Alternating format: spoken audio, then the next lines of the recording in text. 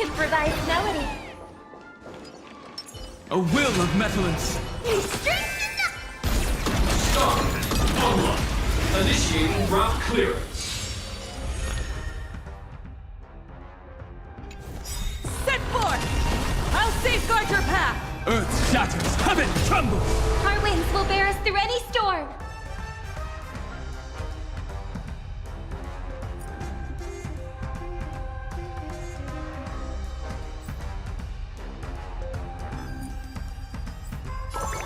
Don't keep my spirit soar! Open doors. It's like the west wind. Away we go!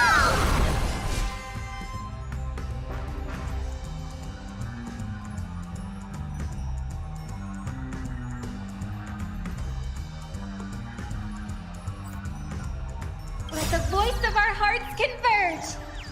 In this moment, you make the summer skies sparkle. Away and take off together! Good! Drive toward new dawn! The music never fades. Together, let's fill this summer with our song!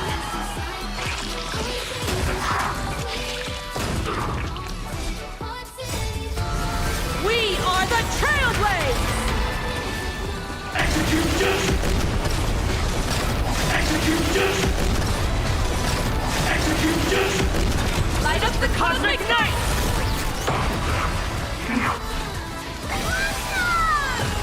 Lead us starward! My strength isn't what it Open was. doors!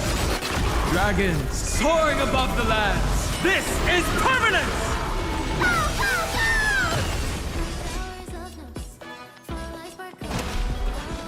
Earth shatters, heaven trembles. We learn who then drives toward new dawn!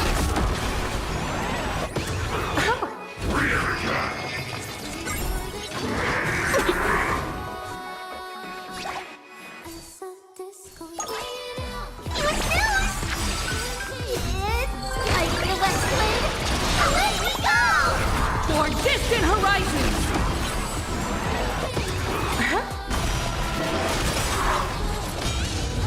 My purpose is to protect. Open doors! We are the Trailblades! Execution! Light up the cosmic night!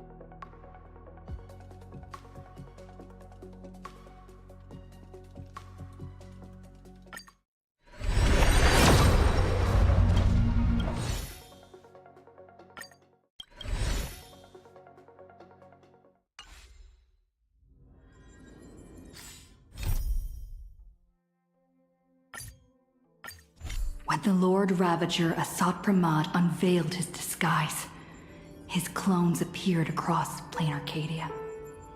Asat Pramad made a spectacular entry into the Phantasmoon Games, sparking widespread panic and turning plain Arcadia into an apocalyptic ruin. Meanwhile, Asat Pramad led Himiko into a painting that represented her past.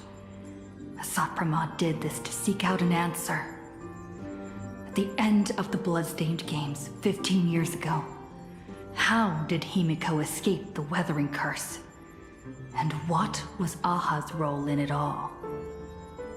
Himiko's past was slowly revealed. She and Motoko, the Imagine who bore her wishes, struggled to ignite the Express and send it soaring into the sky. Though Aha offered no reward, they received a gift from a mysterious figure hidden within the shadow of the Phantasmoon. Himiko and Motoko exchanged their destinies. Two girls made a promise to each other.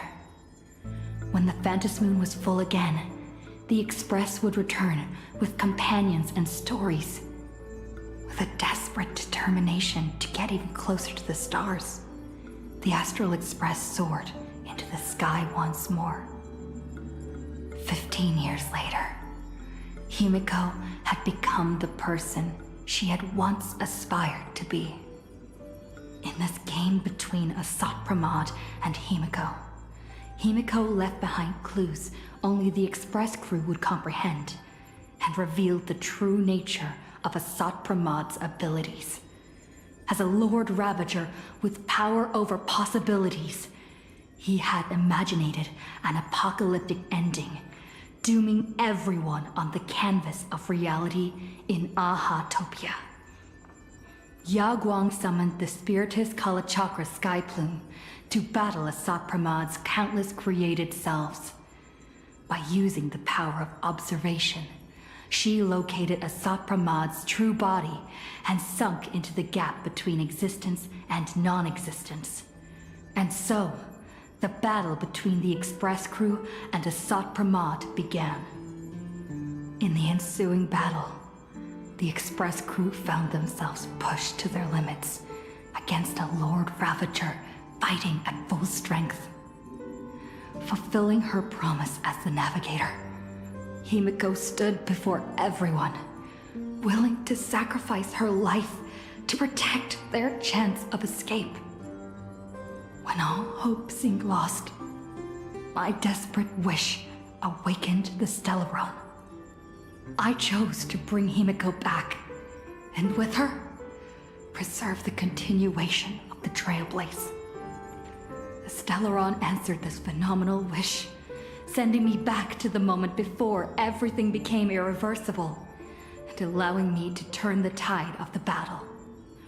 With the encouragement of the Express crew, Himiko channeled unprecedented wish power and confidence to imaginate something she had long been unable to materialize.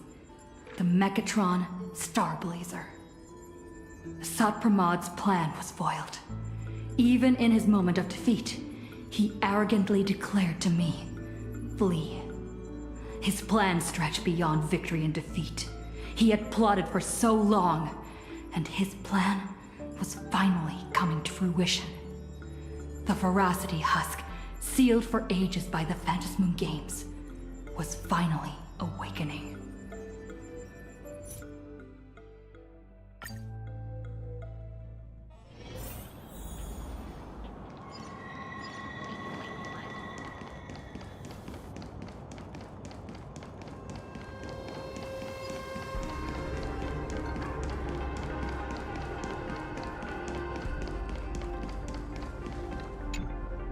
Run. Once the Veracity awakens, you'll have nowhere to run. If you want to live, tell us how to seal it.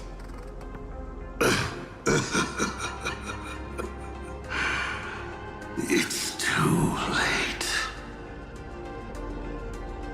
Just like how a star can collapse into a black hole. Once hunger crosses its limit, the husk's awakening will be unstoppable. I've waited thousands of years for this, watching my plans be disrupted, rectified, and delayed time after time. But a true plan doesn't require ingenious calculations. All it needs is patience. Nothing can compete against time, especially time armed with patience. This isn't for you to decide.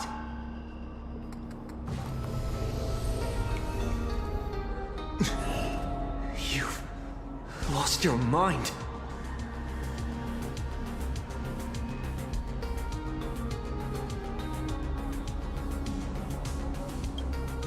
He wants to offer himself up as a sacrifice to satiate the husk.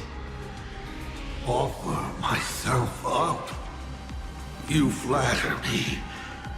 My plan was to offer you, and all the supplicants to the husk.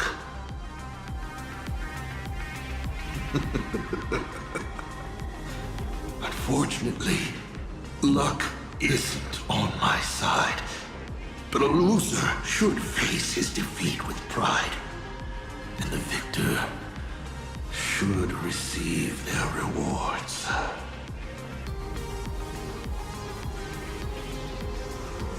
Take this treasure, young nameless. Consider it a token of recognition from a former navigator. Show it how you'll face the coming challenge. The fragments of the divine are due to feed.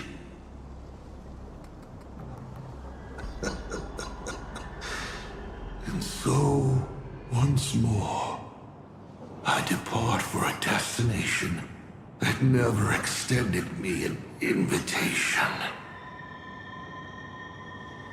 From the bottom of my heart, I hope our paths do not cross at that place.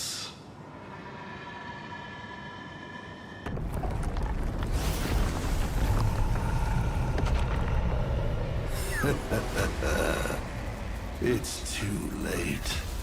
The veracity has awakened. Now, run.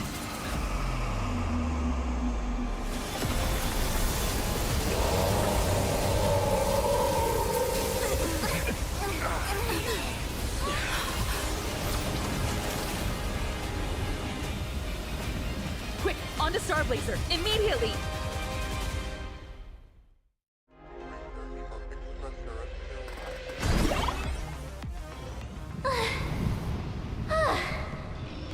Can a girl even catch her breath after defeating a villain? Sapramad is dead, but he's already nailed the apocalyptic nightmare firmly into the fabric of this world.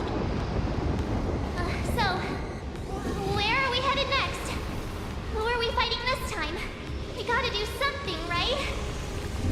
The destination's always been clear. We're heading to Perdido Station. Calm down, March. Fighting isn't the only thing the Nameless are good for.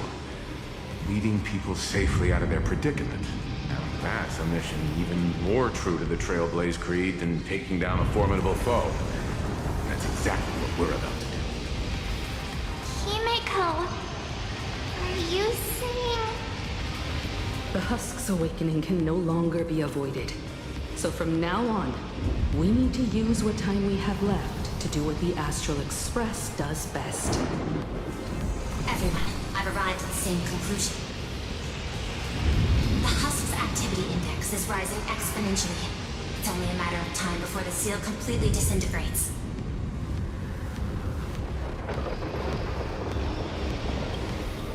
Based on signal strength alone, it is estimated the Veracity husk deep within planar Arcadia will break through its seal and tear open the world in canvas in 8 system hours. When that happens, the planet Ahatopia will be the first course on the menu once the Eon's remains awaken. And 12 system hours after that, the entire Consternation star zone will be reduced to a feast for the ravenous. The Express is the vehicle with the longest known warp range and the greatest carrying capacity. I've already given the order. Perdido Station will clear a priority lane for you. Please proceed to Perdido Station with all haste. Allow the refugees to board and leave planar Arcadia. Understood. Better brace ourselves for the most packed ride the Express has ever seen.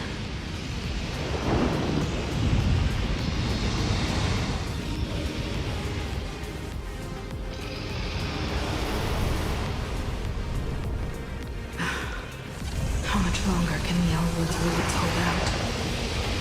We're running out of time. We're saved! It's the Astral Express crew! What just happened? The whole place was shaking like crazy! The crisis isn't over yet. Hurry! Stay with us! Perdido Station is just up ahead. Please, everyone, stay safe.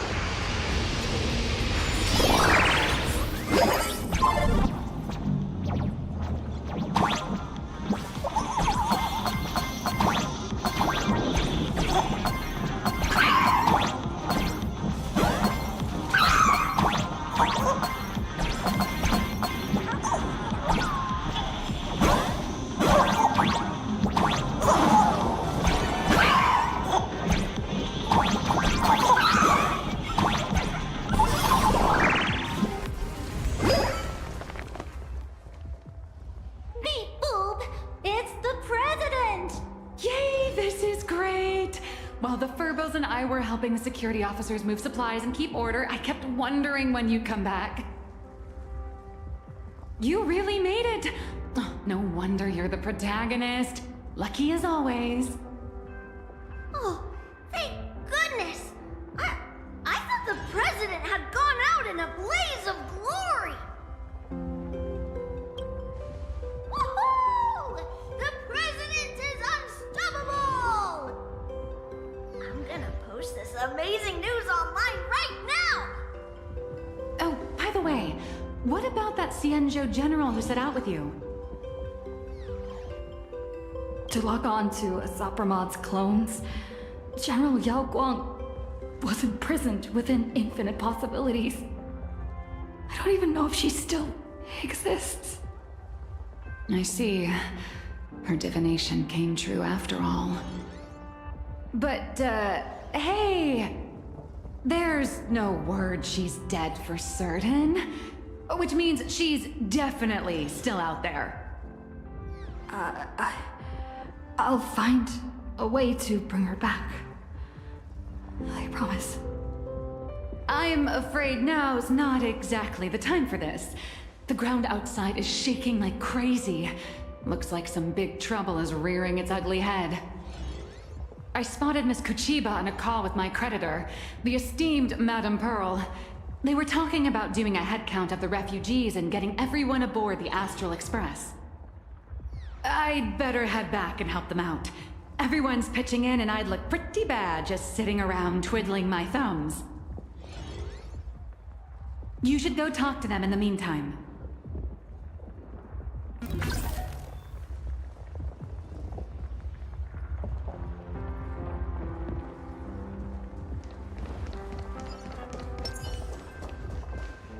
Madam Pearl, I have to ask. By entrusting this intelligence to us, what exactly is it you're hoping Mr. Ashvale and I will do? What any good security officer and detective should do. Keep Planar Arcadia safe. Keep Planar Arcadia safe? We're not even specks of dust in the face of the husk. Come on. This is way beyond anything a security officer and a detective should be dealing with. This isn't where your battle lies. I'll request that the Astral Express take you to Astropolis.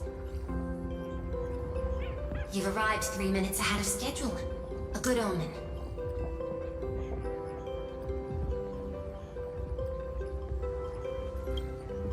Interesting. And what would you have us do? File a petition? Stage a protest? To the IPC and all their superiority, we're not even ants worth stepping on. The intelligence I'm entrusting to you both comes from years of personal investigation. It isn't encrypted, nor does it have to be delivered to the IPC's top brass. I have but one request. Protect Plain Arcadia at all costs. Perhaps you still remember Jade's invitation. A 7-member summit on the Anti-Destruction Alliance is to be convened in Astropolis. I'm hoping the Astral Express can take the refugees from Perdido Station and bring them there. Before the time comes for the Husks to break through the seal, I implore you to report the situation in Plain Arcadia to the IPC's top brass and ensure that the Preservation's protection is secured.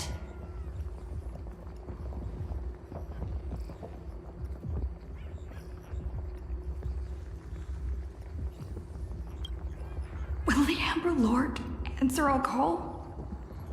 The Amber Lord shall be watching. In 12 system hours, the Husk will devour the entire star system, and the IPC's decision will serve as an interpretation and execution of the ideals of the Preservation. Their weighted gaze will inevitably fall upon here. What we need is to tip the balance of IPC's decision-making toward protection, rather than abandonment.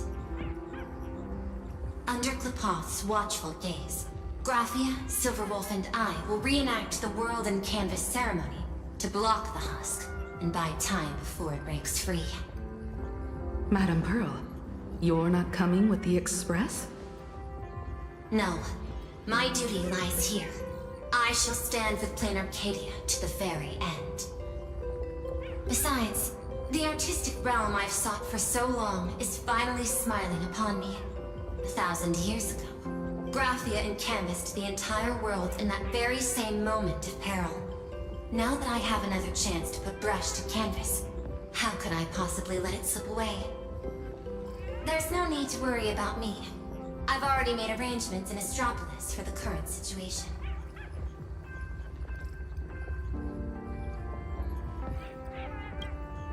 I know. The Nameless have always been brave enough to linger in the direst of plights. Running away has never been your style. But that's exactly why I'm asking you to bear this decision. The one that's harder for you than any other. There is still hope.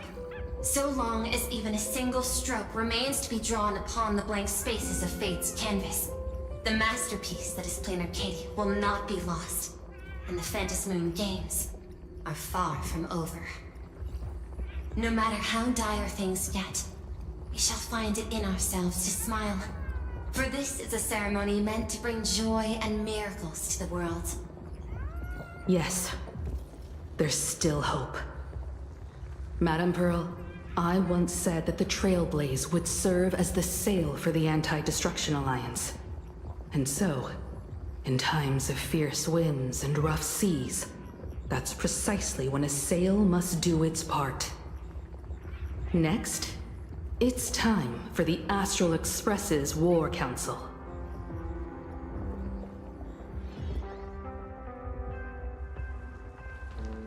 Everyone, we're short on time. Refugees are gathering at Perdido Station, and we need to get them aboard the Express as quickly as possible. March, Sunday. I'm counting on you two for this. You got it. Leave it to me.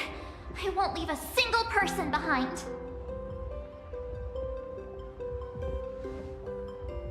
Once the Express departs, I'll need you to handle navigation and keep things in order on board.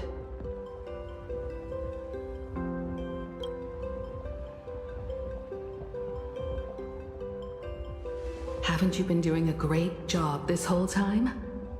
From here on out, you'll have to get used to holding the wheel.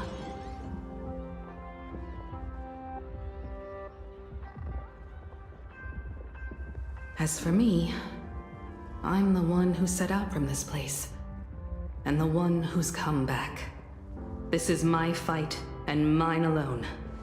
I'm leaving Madame Pearl's request in your hands. All right.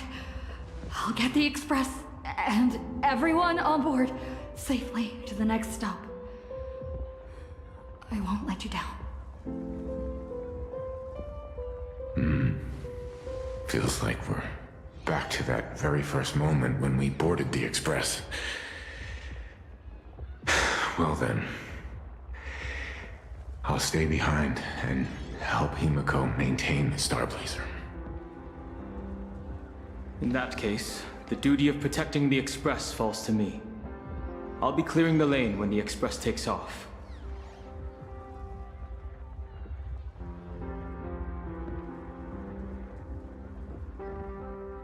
One last thing before we depart. Sunday, I have a gift for you.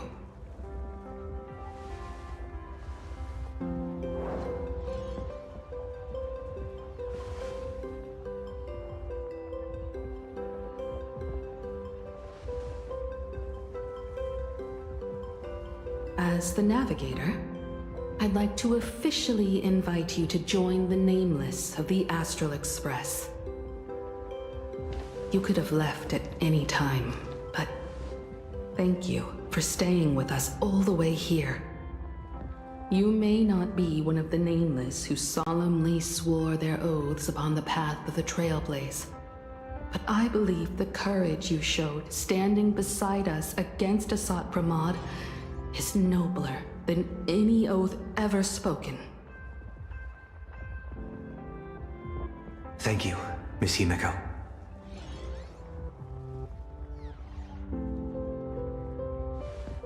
Though plain Arcadia was not the place I sought, I still believe that somewhere at the end of the road I have yet to walk, there exists something more enduring, something truly worthy of being called an Arcadia.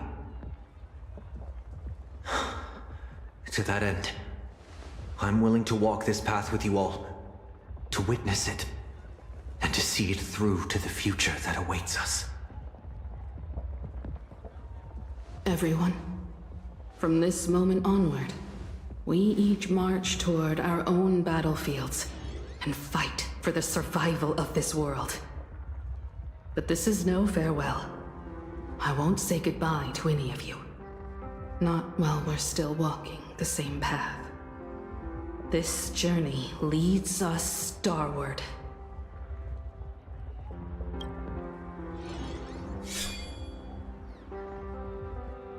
Once I've taken care of things in Astropolis, I'll head back as soon as I can.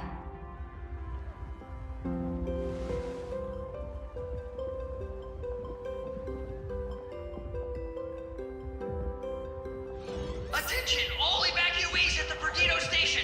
Please form an orderly line and board the Astral Express for immediate transport to Astropolis. I repeat, please form an orderly line and board the... Time is short. It's about time for both you and the Express to depart. I can tell you still have your doubts. No human force stands a chance against the Husk. But plain Arcadia itself still harbors many inactive, torn scrolls. Fragments of space that are stable. I'll open every safe space we have, and order the security forces to evacuate the civilians at full capacity. I can't make any promises, but you have my word. I will marshal every last bit of processing power and stake everything I have to fight for their chance at survival. Graphia, Silverwolf, and I have reached an agreement. We're going to repaint the boundary. Using the residual probability disturbances left in the wake of Asat Pramod's dissolution, along with the wish power network across the Arcadia that hasn't yet been consumed by the Husk, we will attempt to further fold this world inward by one additional layer. This won't create a haven that lasts forever. It's just a fragile buffer, but perhaps it can buy us one more minute. If things... How do we get word back to you? Remember the method you used to communicate with Miss Himiko? The signal of the Nameless is always the fastest and most accurate means of communication in the cosmos. Rest assured, so long as this world hasn't been swallowed whole, I will receive your information nonetheless.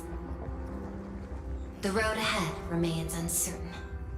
I can only wish you all the best on your trailblaze journey ahead. Attention all passengers! The Astral Express will be departing in 10 minutes! Please board without delay!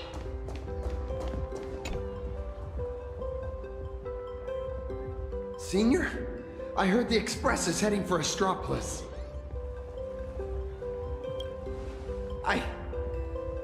I've decided to stay. But Plain Arcadia is way more dangerous now than it was before. I know. I'm just an actor who plays a hero. I don't have the kind of powers you all do. But I can stay behind with the IPC security forces and do more. After all, a hero isn't someone who strikes a pose where the biggest crowd is. It's someone who shows up where they're needed the most. It might not be much, but I'll pilot my Mechatron and do whatever I can to help. So seniors, go on ahead. I'll be fine here. As Cinderborn, I must be the one standing on the front line when disaster strikes.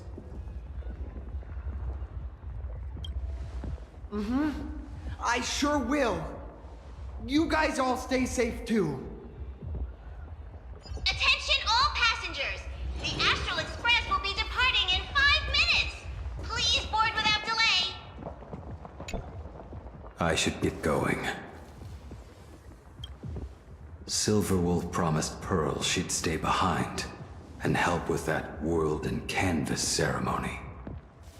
I don't understand what program code and paintbrushes could possibly have in common.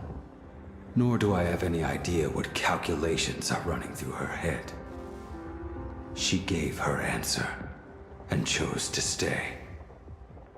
And so will I. After all, this is exactly why I joined the Phantasmoon Games. Ever since I received this body bestowed by the Abundance, this is the first time I'm fighting not against death, but to preserve a single moment. It's been a long time since I've allowed myself to act on my own impulses in a world where no script dictates the outcome. You too.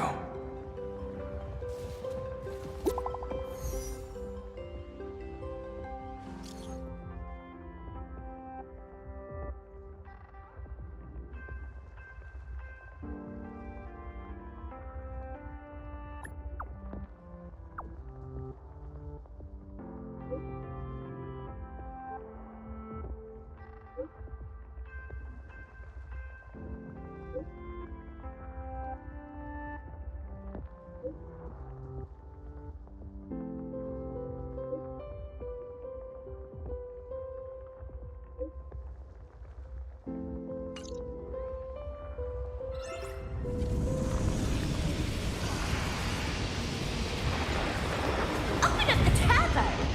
Sampo, you really think the world's end is some kind of public shelter? I know. Ever since the tavern was first established, it's only ever had one rule. No entry for anyone but fools. If we just throw the door to the hidden world wide open for anyone, people are gonna be pointing fingers at us. But Simpo, look at this flock of lost sheep with nowhere to go, and I gotta say, my heart's aflutter. End of the world survival. Now that's a market with some serious profit potential. Sampo, you ought to stitch yourself a mask out of credits. If you've got a soft spot for them, just admit it. So, it appears our beautiful and kind-hearted Miss Sparksy has some sort of compromise in mind? Rules may be set in stone, but a fool is anything but.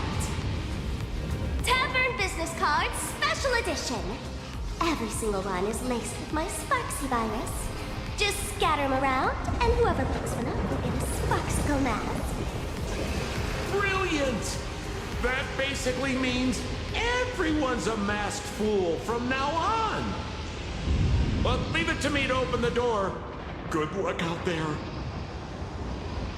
Alrighty, my dear little Sparks heads, quit moping around. Pull yourselves together and get ready for the next party. An even bigger bash, the Doomsday Sparksicon! Everyone's a guest here. Grab a mask if you feel like it. As for surviving the chaos in this tavern, well, it all comes down to how wild a ride they're willing to have. What's the deal with these people? Did Sparksy let them in again? Darn it! Sampo, who told you to open the tavern door to these regular people? Easy there, young fool. Around here we extend a little grace and a little courtesy to anyone wearing a mask. Besides, I won't be sticking around here for long. Old Sempo will be taking them somewhere safe. Let old Sempo think for a second here. Where should our Doomsday Tour group take our new friends for a little sightseeing? Lushaka? Oh, these old legs can't afford to get rheumatism on top of everything else. Planet Scroolum? Those Intellitrons are way too cold. Wait, cold? Haha! I got it! Stick with moi, everyone, for only 10 credits each. I'll take you somewhere with absolutely gorgeous scenery! The Bellabog Tour Group is officially open for business! Huh. The masked fools are pretty impressive when they actually get their act together. Guess I'd better pick up the pace too. Attention all passengers! The Astral Express will be departing in 3 minutes! Please board without delay! Time to get going.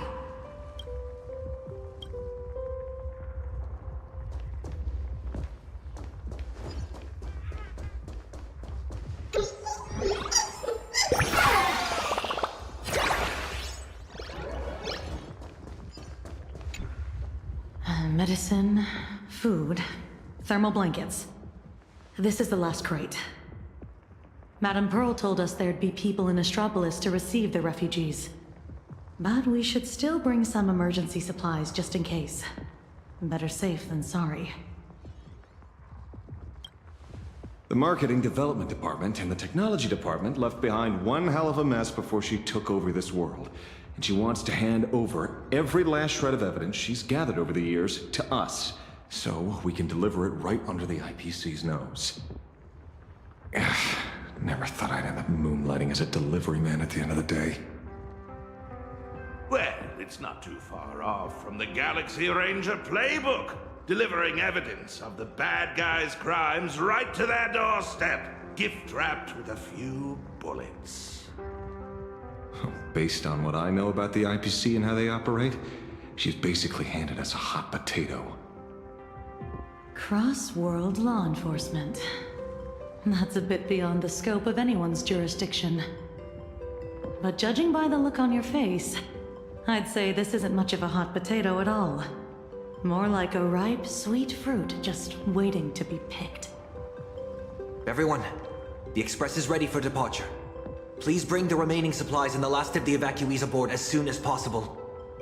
We need to depart immediately.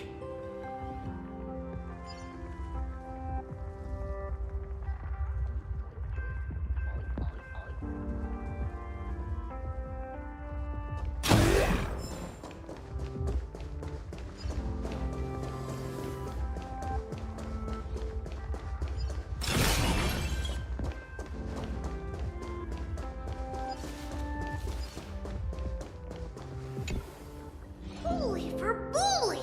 Imaginary are leaving plain Arcadia? I've heard that Imaginary who lose their wish power will vanish in the blink of an eye. Like takeout left outside Mr. Detective's door. God, without a trace. Don't be silly. Your cuteness will definitely get tons of attention wherever you go. People will shower you with wish power. Anyway, just remember, it'll be fine. You're not gonna die. Really? But I'm a journalist! Has it finally come to the point where I have to rely on my looks to get by? I can't speak for other places out in the middle of nowhere, but Astropolis? That's where Interastral Peace Entertainment is based. And imagine there's like a fish back in water. That's great! We're running out of time, so hop on board, everyone. Mr. Shush has got hot drinks waiting for you all. You'll be safe and sound once you're on the Express.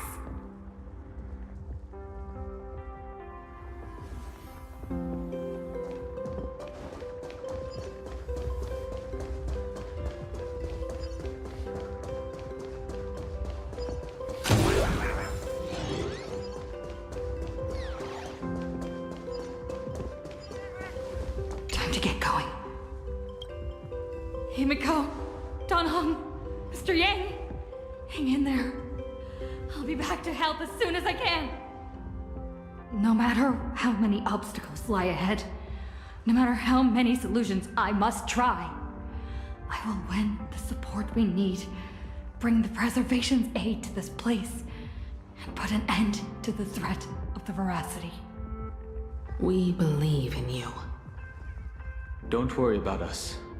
We're counting on you now. We'll hold out until the moment you return with good news. No navigator is born knowing where the destination lies. The moment a nameless turns their gaze toward a destination not yet reached, they become the navigator of their own journey. Everyone, it's time for departure. Attention all passengers! The Express will be departing in 1 minute!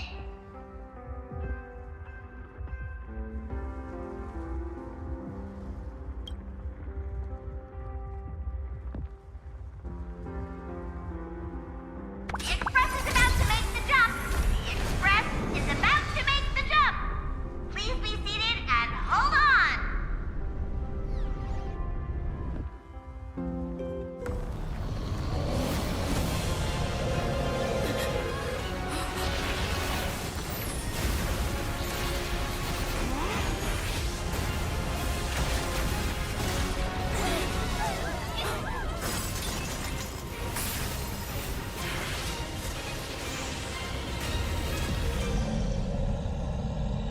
Goodness!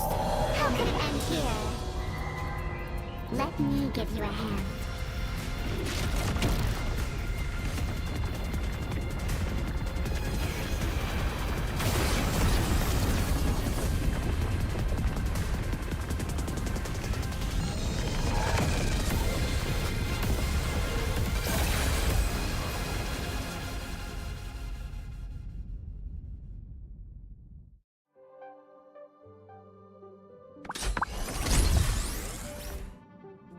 Express system diagnostics in progress.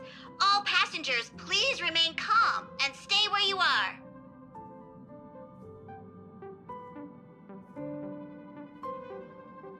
Is everyone okay? For a moment, I thought I was a goner back there. I think I'm getting a little motion sick. You're lucky you can even feel motion sick. We almost didn't make it back there. Did you guys see that giant hand sweep past the window? It just came down from the sky and swatted the Phantom Moon away. I wasn't paying attention to that. All I saw was Don Hong and Miss Himiko fighting to clear a path for us. Conductor, what about things over in Plain Arcadia? Is everything okay? Relax. So long as no one's in a rush to charge head first into the beast's maw, your friends still have time to hold their own against the husk.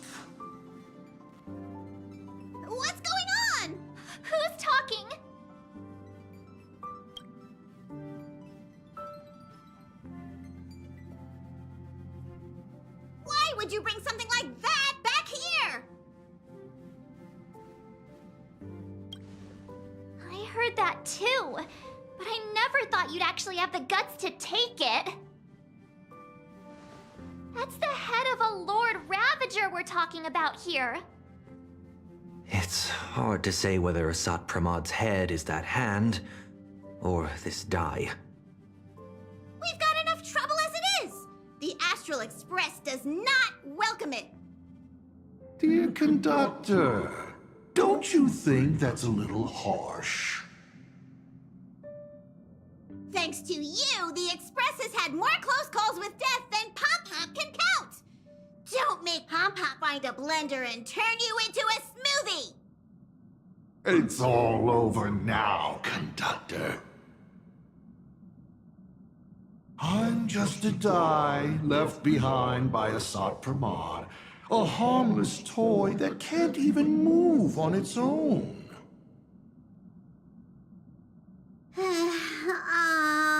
I see. How did things end up like this? Life is full of surprises, I suppose. Sorry for all the trouble I've caused you. To make up for everything I've caused the Express, how about I go back to my old line of work as IC? You might think of me as a little teaching tool. Whenever the young trailblazer needs some tempering, or craves a little excitement on a dull stretch of the journey, just toss me up in the air. Just as I always have, I'll bring you a one-of-a-kind trial of probability. After all, learning to stay true to your path amidst chaos and the unexpected, that's one of the most important lessons for the Nameless, isn't it? Roll a 1, and I'll generate astral charts plotting a course straight to the Antimatter Legion's Warforge.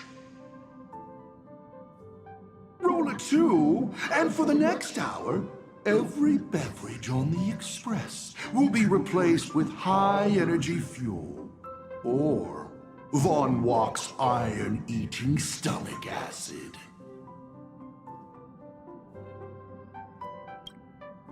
Please, just find a rag and wrap it up.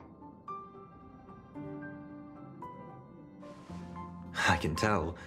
Back when IC, the Starseer, was around, the Nameless never lacked the opportunity to go on an adventure. Times have changed. Passenger with Himiko away, you'll need to step up and take on the role of acting navigator. Calibrating the warp jump to Astropolis is gonna take a little more time. Why don't you head to the party car and check in on everyone? Those passengers who just escaped must still have their hearts in their mouths. Go bring them a hot drink and say a few comforting words. Let them know that now they're aboard the Express, everything's going to be okay. Leave it to us, conductor.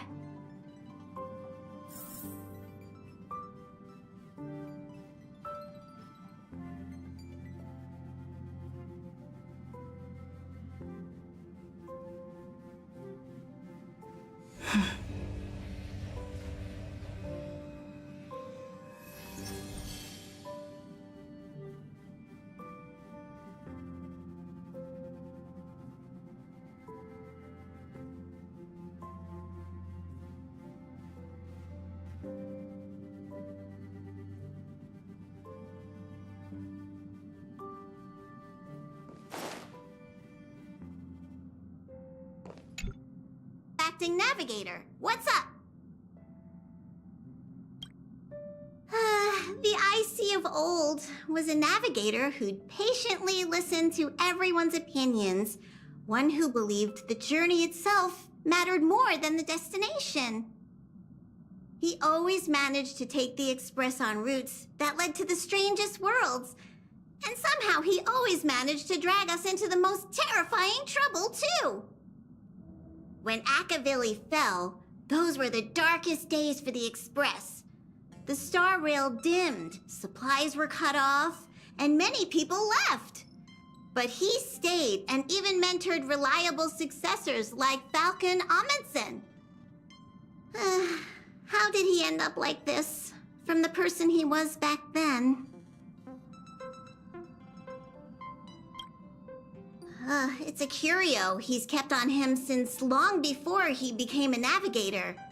He says the die was a blessing from Aha, capable of toying with probability on a whim. Icy always liked to roll the die before deciding on a route. And wherever it landed, it never failed to bring us unexpected luck and misfortune.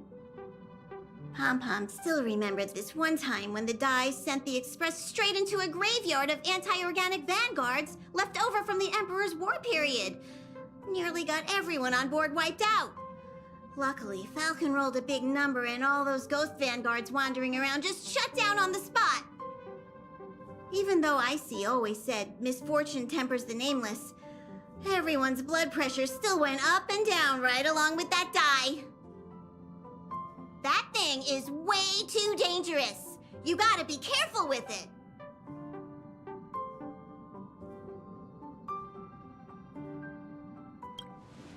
Whoa! Before Pom-Pom knew it, all those memories just came flooding back! Anyway, Pom-Pom's got work to do. Now hurry along to the party car. Everyone's been waiting for you.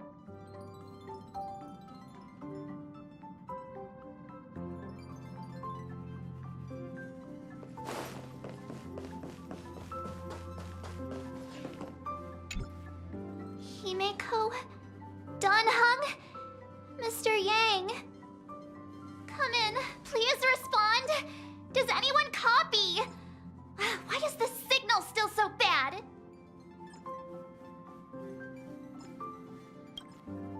It's our first mission without Himeko by our side. I just can't help feeling a little uneasy. Miss March, sometimes no news simply means they're still in the fight. Don't worry. I'm sure they'll be fine. I know, but I can't help it. For the time being, the only thing we can do is get to Astropolis. The sooner, the better. The sooner we finish what Pearl asked of us, the sooner we can get back and reinforce them. Yeah, you're right. Standing around worrying isn't gonna do any good. Come on, let's go check on everyone in the car. And then, full speed ahead to Astropolis. I'll accompany you. Back in Penacony, easing worries and soothing troubled hearts was practically my day job.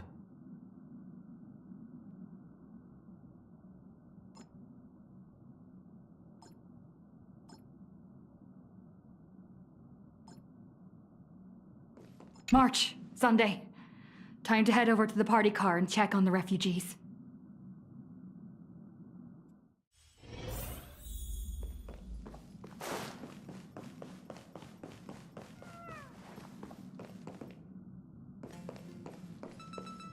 Our home. It's gone. Daddy, where are we going? I don't want to go out anymore. I want to go home to Mommy. We'll go home soon, I promise. Little one, I'm afraid we'll have to find somewhere safer. Think of it as being a brave explorer for a little while. Explore? Even heroes in stories have to retreat sometimes before they can find the weapon to beat the big bad monster. So we gotta be brave. Wouldn't you agree? Mm-hmm. I'm gonna be a brave explorer. Some people look miserable. Others are crying. The mood around here feels so heavy. Their homeland is about to be destroyed by some unknown catastrophe, and they're being forced to leave everything behind. Far from home, to a strange world on the other side of the cosmos. Everyone's on edge, not knowing what the next moment might bring. What are we supposed to do? Fear is contagious. It spreads from one person to the next. One person cries, and 10 more start to panic. Let me try using my tuning to soothe these people.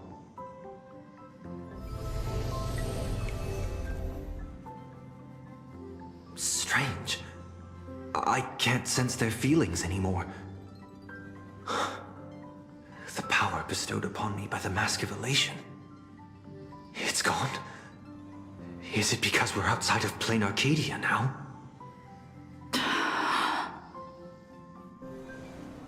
You got this, protagonist. Tuning might relieve them from panic for a while, but it won't help them see the situation for what it really is. These people don't need some lofty, out-of-reach promise. All we need to give them is a clear, safe next step.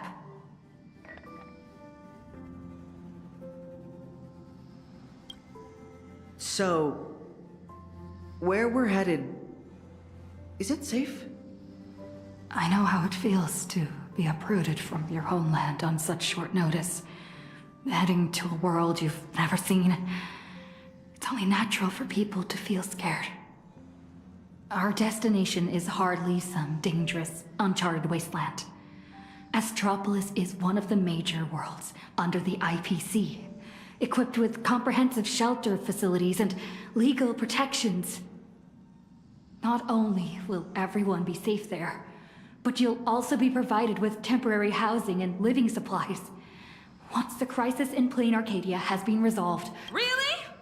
You sure those bigwigs at the IPC won't just treat us like a bunch of rats and slam the door in our faces? Everyone, our friend here has some serious connections with the bigwigs in the Strategic Investment Department. I'm sure you've all heard the story of how she fought for the interests of Eurillo 6, haven't you? When the time comes, you'll have to schmooze Jade for us.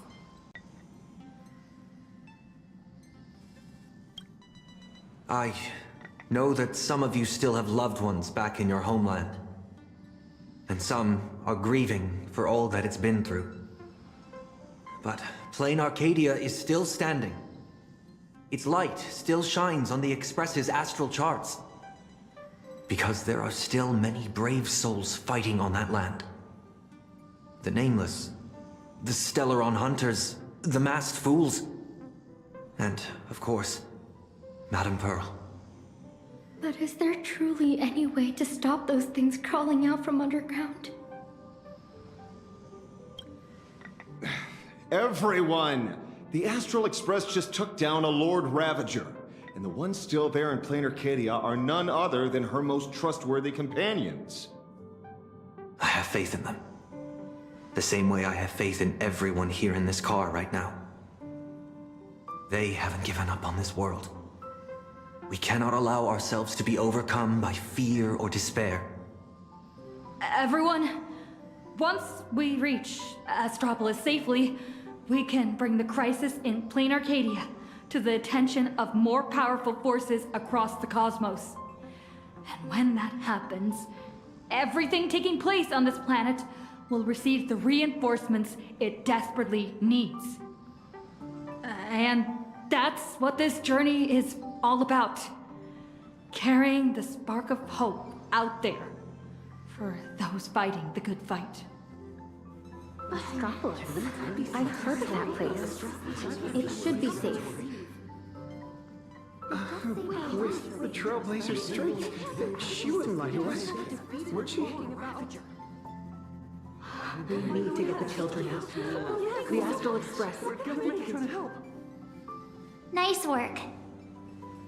Now that the tide of panic has receded, everyone's got, well, a solid rock to stand on, to say the least.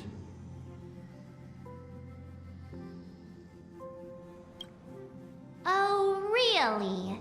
So all those times you don't talk, you're just acting cool? In any case, we can deal with whatever trouble the future throws at us after we get to Astropolis. Attention, everyone! Calibration is complete. The Express will be warping to Astropolis shortly. For your safety, please find the nearest seat and buckle up. Sounds like the conductor's all set. Let's grab a seat.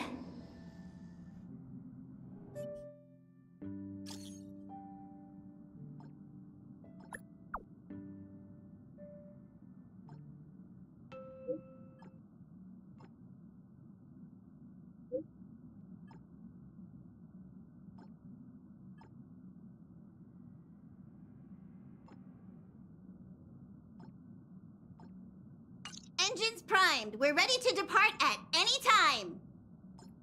Himiko, Dan Heng, Mr. Yang. Please hang in there and stay safe. You have to wait for me to come back.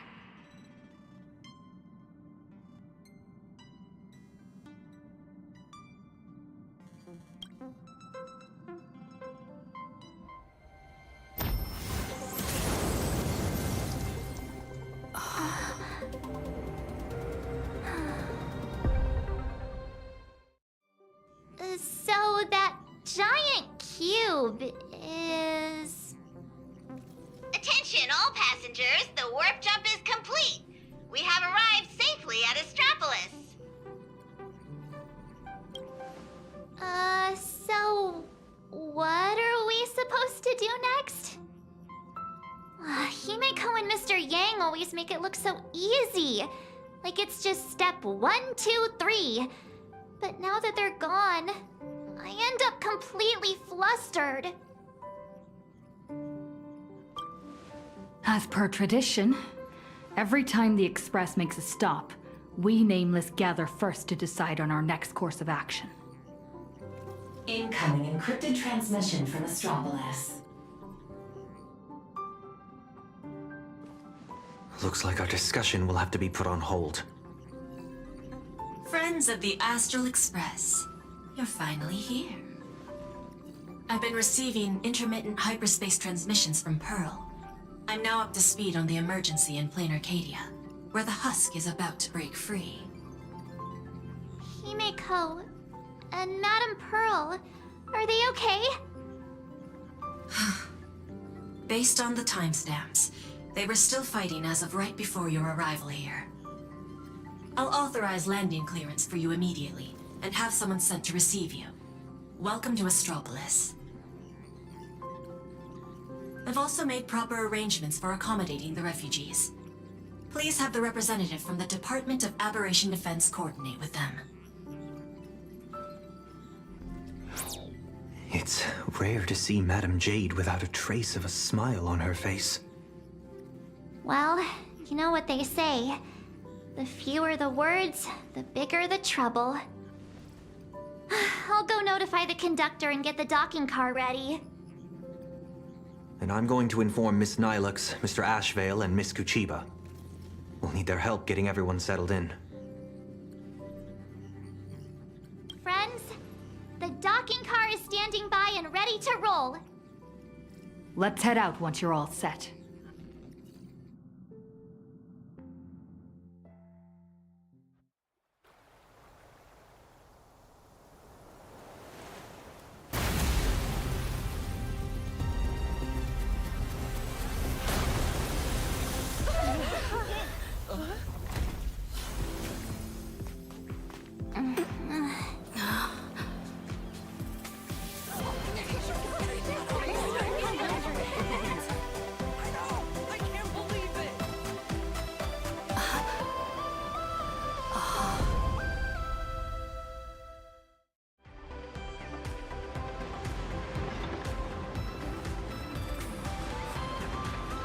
So, this is Astropolis?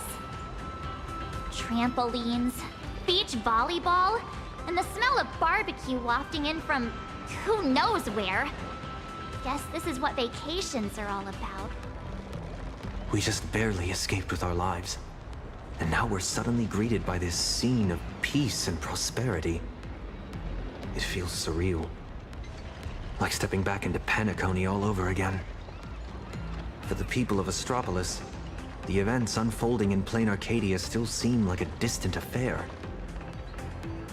It's hard to imagine what will go through their heads when they hear the news of the Veracity Husk's revival.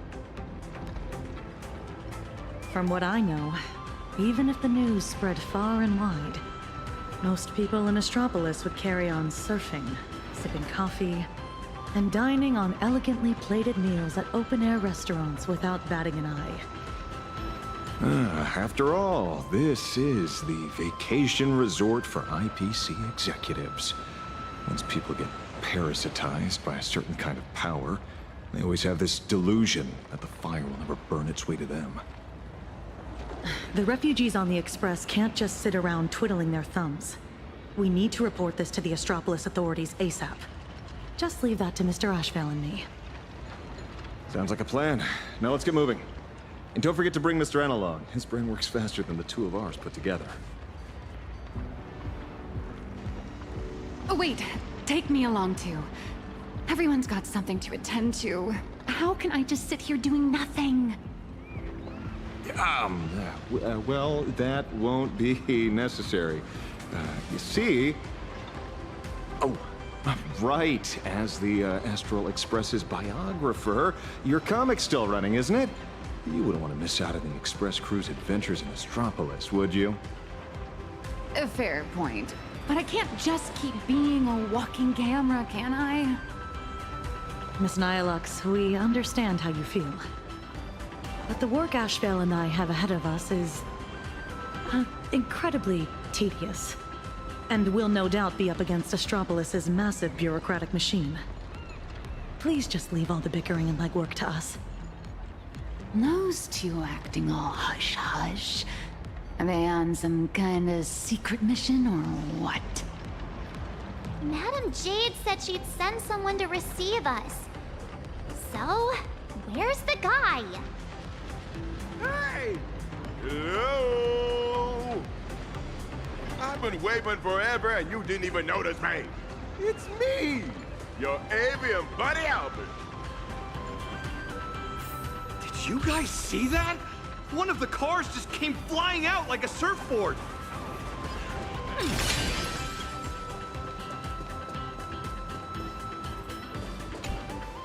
Surprise! Didn't see that coming, did you? Mr. Owlbird? What are you doing here? After all those episodes of Keeping Up with Star Rail, don't tell me you still didn't know the show's physical studio is right here in Astropolis. Do you have any idea how hard it was for me to get away from my mountain of work? All because Madam Jade asked me personally to come pick you up. Picking an old friend of the Astral Express would do the job best. What's she being all secret about anyway? I'm a pretty big deal in Astropolis, you know. Come on, can't you give me just a teensy little hint?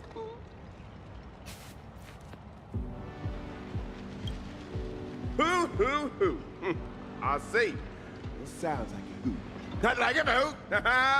The only hoots I give are literal ones. Anyway, I'll pry no more. Wordplay? Seriously? At a time like this? Unbelievable. Easy there, young lady. There's no rush. Just follow me. We'll cut through the Seaside Park, and Madam Jade will be waiting for you somewhere a little more convenient. In the meantime, allow me to give you a grand tour of the city of converging stars along the way. It's sights, it's culture, the whole shebang. Shall we?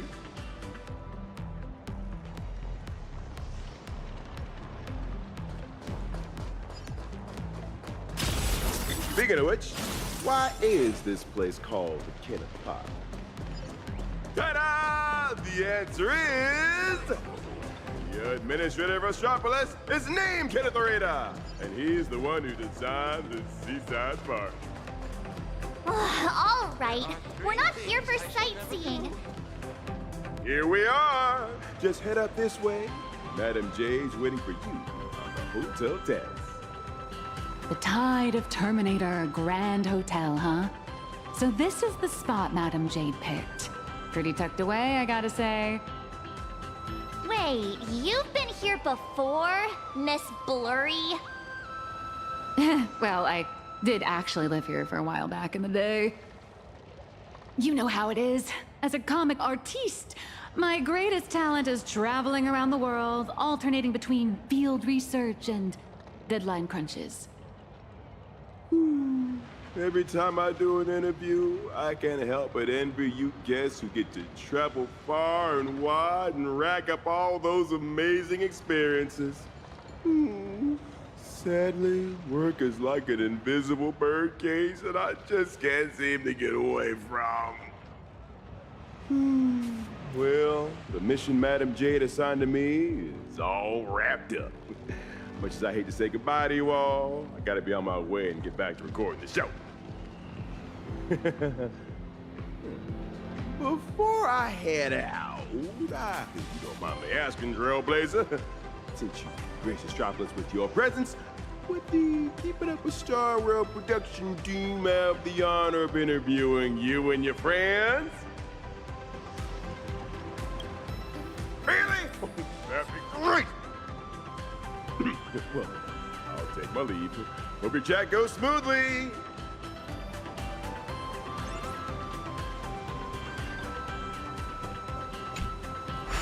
Why is interplanar jump here? You're in Astropolis too. Come to think of it, I think I might have also spotted some Imagine along the way.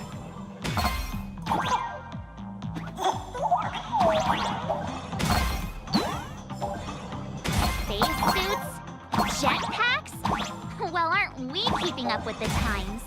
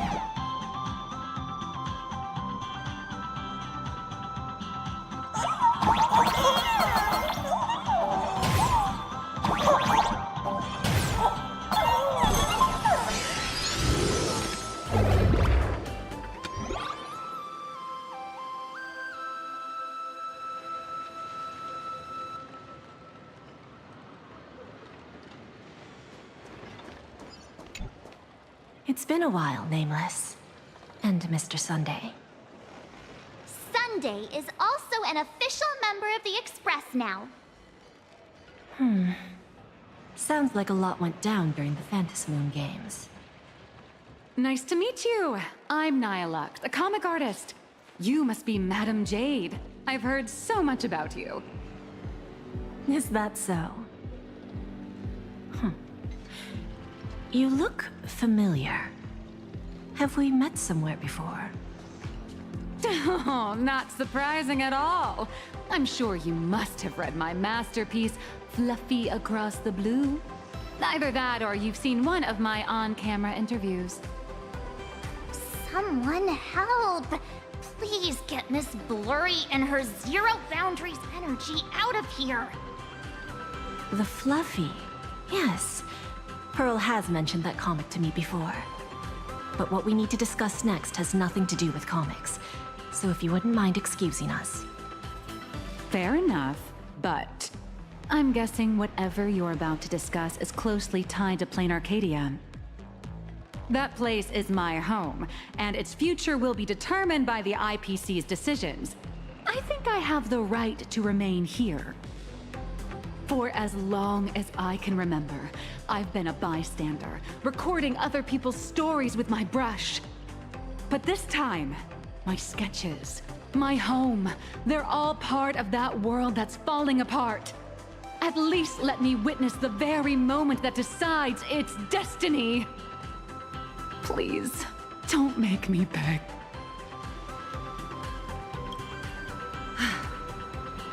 There are 8 system hours before the husk of veracity breaks through the seal. Pearl's transmission conveyed both her resolve and her plan to save them. She intended to invoke the gaze of the Amber Lord and borrow the power of preservation to encanvas Plain Arcadia once more, buying time against the husk's breakthrough. To that end, she was willing to offer up her cornerstone. But before her message could come through, someone within the IPC, as if they had already seen it coming, issued an early warning about the husk in Plain Arcadia spiraling out of control. At the same time, the one who issued the warning proposed a targeted plan: weaponize the Veracity's husk and transform it into a weapon against destruction. In which case, we would not only neutralize the threat posed by the husk, but also eliminate Nanook's minions once and for all. Perhaps even wound the Eon themselves.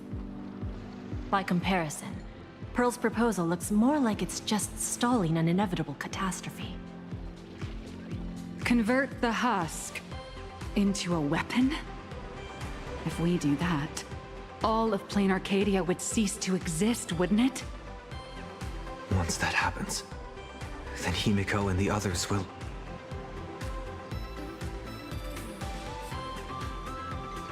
My friends, 2 Stellaron hunters, Madame Pearl, and countless citizens out there are still fighting for Plain Arcadia. As long as there's a chance to help them, as long as there's still a glimmer of hope, I'll pay any price without hesitation. But there is one price I refuse to pay. Their lives. So, who proposed this plan anyway? Oswaldo, from the Marketing Development Department. That monster! Does he have even an ounce of humanity? Human nature isn't even my main concern here. I'm more doubtful about whether this plan can actually work. I mean, was there really not a single person at the IPC who stood up and asked that guy if this plan even had a snowball's chance of working?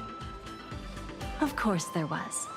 But standing behind Oswaldo was none other than Miss Yabuli from the Technology Department.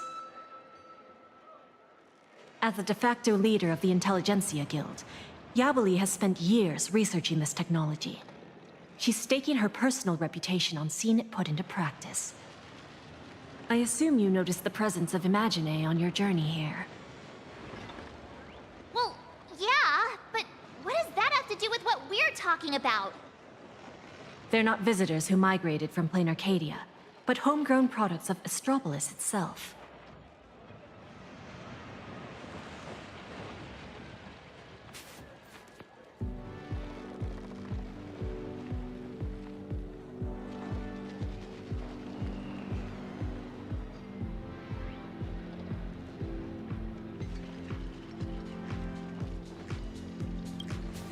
I've heard that the birth of Imagine is closely tied to the unique properties of Ahatopia.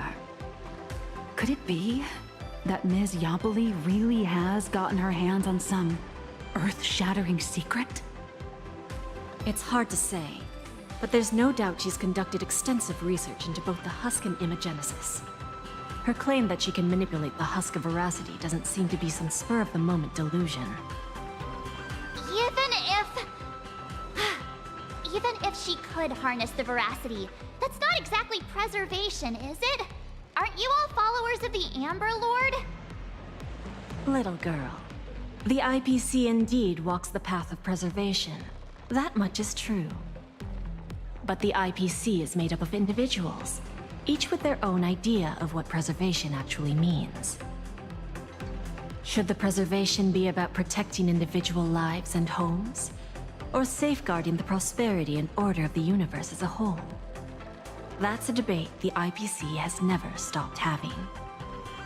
Compared to the Anti-Destruction Alliance strategy, which would require endless coalition building and diplomatic maneuvering, the proposal to weaponize the Husk holds far more appeal. It offers a radical, efficient approach that would dramatically showcase the IPC's power, and the prospect of harnessing the fragments of a fallen eon. This alone was enough to send many a colleague of mine with a taste for grand narratives into a frenzy of eagerness. Grand indeed. But I fear that when the time comes, Yabali and Oswaldo may end up creating something far more terrifying than Nanook. From what I understand, no matter how many people support or oppose it, the proposal still has to be put to a vote by the heads of the IPC's 7 departments before it can be implemented.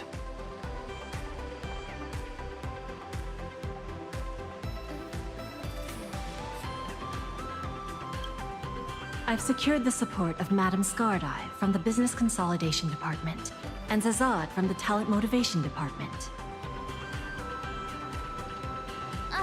Wait a minute. Let me write down all these names and departments.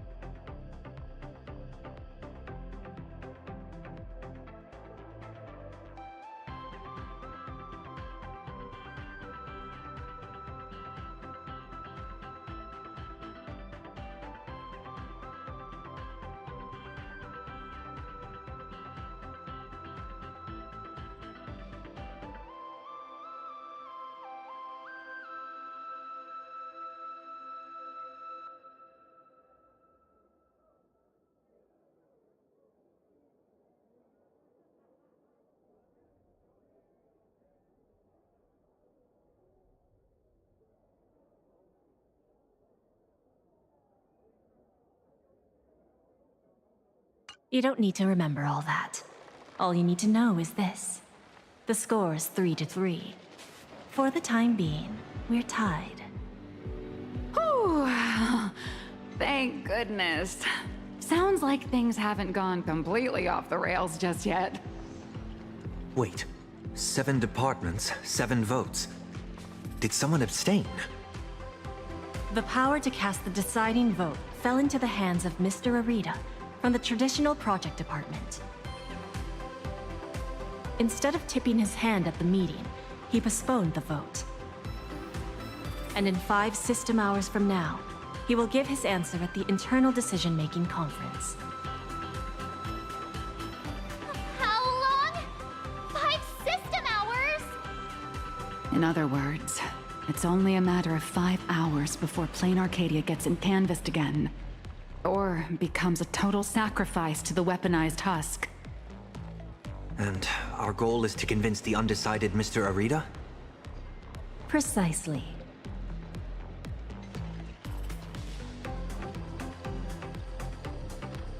As a matter of fact, he refuses to meet with anyone, especially lobbyists from within the IPC. Arita is the most senior of the 7 department heads, and the most low-profile one among them all. Apart from showing up to make calls at key moments, his schedule is never made public. A big man like that prefers to call the shots from behind the scenes, not step into the spotlight to debate with his subordinates. Then what if it were the Nameless of the Express requesting an audience? Would there be even a sliver of a chance? It's a long shot, but I guess we could give it a try. I've already dispatched a team of field specialists to track down his movements today. I'm sure one of them will report back with a lead soon.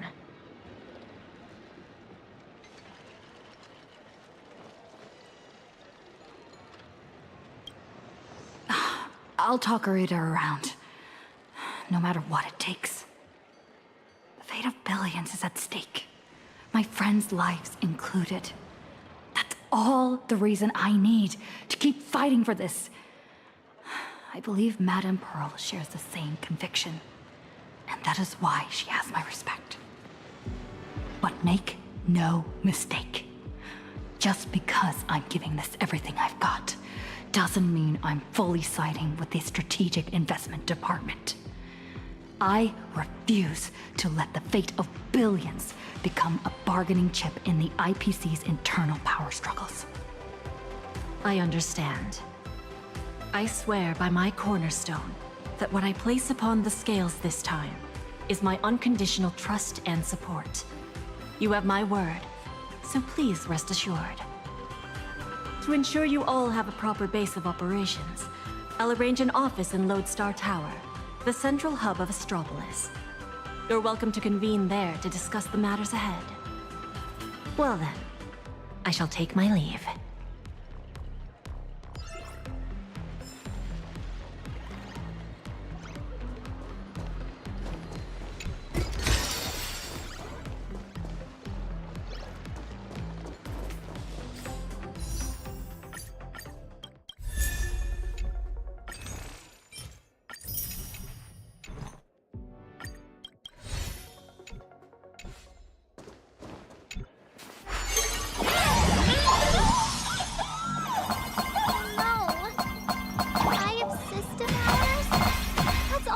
To decide the fate of an entire world?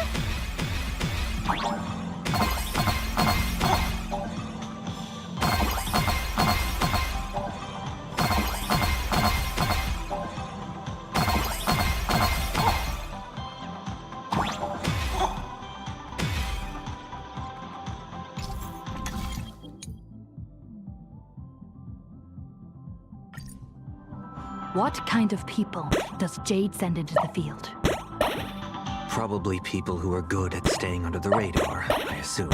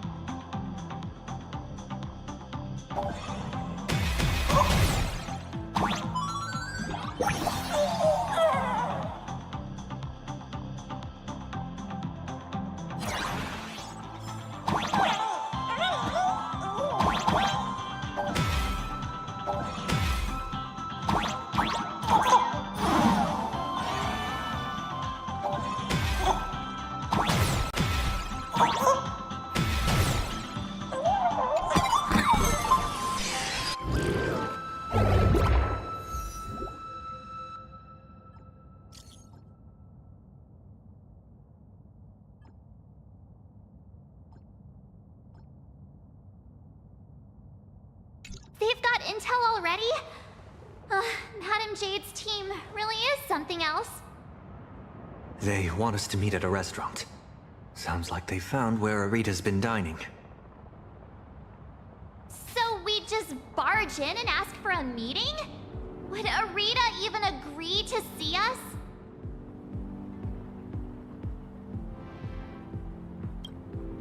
It's not exactly ideal to show up with a crowd when requesting an audience with someone important. How about this? She and I will head out, while March and Miss Nihilux go on ahead to the Lodestar Tower and get settled in. What do you think? Fair enough. If I tagged along, I'd probably put my foot in it and make things harder for you two anyway.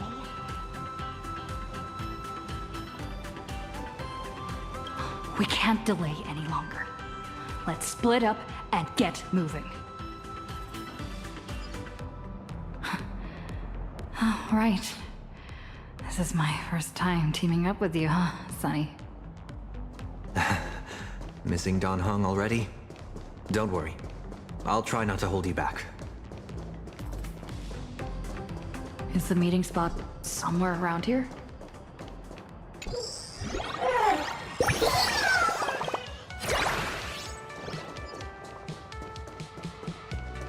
Is this... Wait, that figure! Is that you, Scott? You're still alive?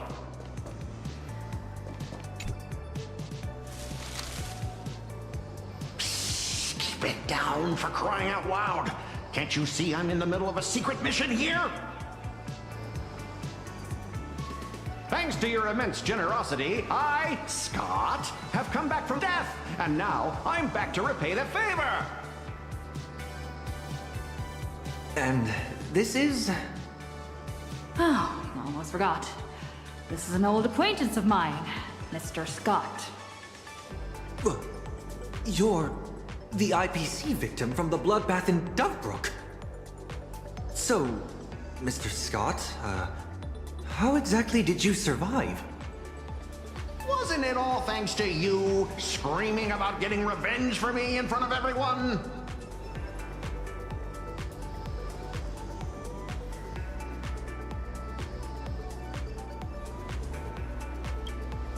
Oh, please. Would I ever lie to you? Shall we run it back on the VCR? This one is for Scott! And this one? This is for everyone you've tormented! All right, I said it. So what? Kinda starting to regret it. Well, it's too late for regrets now. After Interastral Peace Entertainment broadcast that fight, everyone started asking the same thing. Who's Scott? When I was alive, I never imagined I'd ever have that kind of insane clout. That's probably why one day I suddenly woke up in my office in Astropolis as if everything had just been a dream. It seems wish power doesn't only take effect in plain Arcadia. It can work in Astropolis, too. My fault. I've been rambling on about everything except what actually matters. But how lucky am I? I just got back from hell, and already I have a chance to repay your kindness. Madam Jade asked me to share what I know about Arita with the two of you.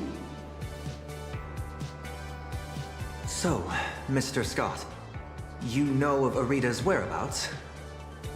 Of course! The many secrets of Astropolis are practically pinned on a public bulletin board for a wallflower like me, someone who can slip through walls and go completely unnoticed.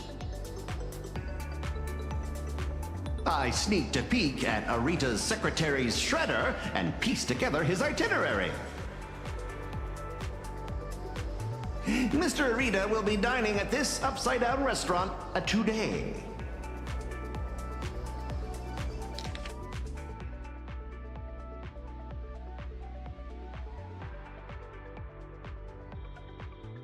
In that case, what are we waiting for? Lead the way.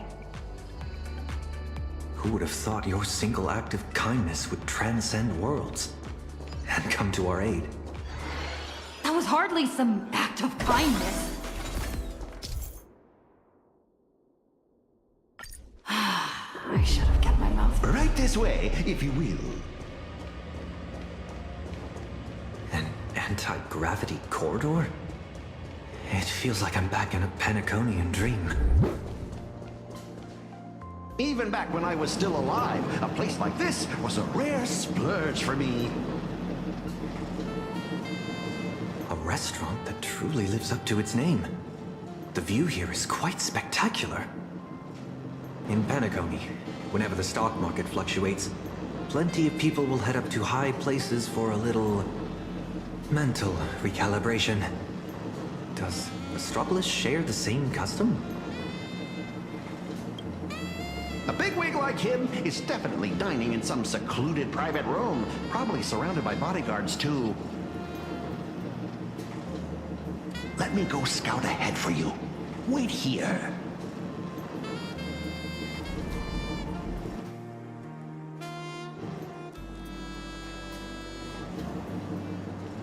Welcome. May I ask, will you be dining with us, or just stopping by for drinks? Ma'am, I heard about any recommendations for people who know that taking a hit be a blessing? Oh, wait a minute. Is that Asta?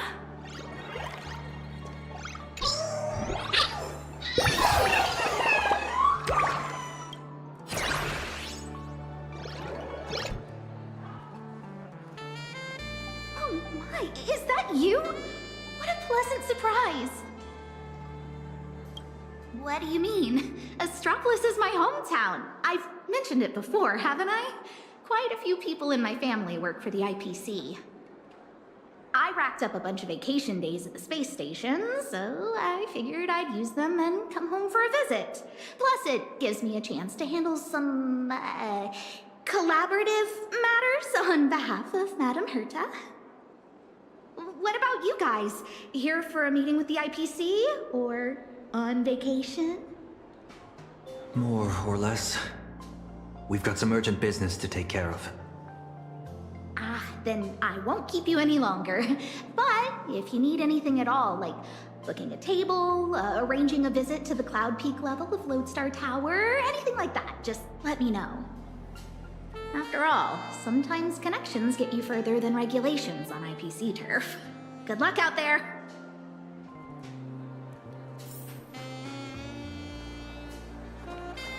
The Victory Department speech was so inspiring. Child prodigy who Betray my squad. That? We're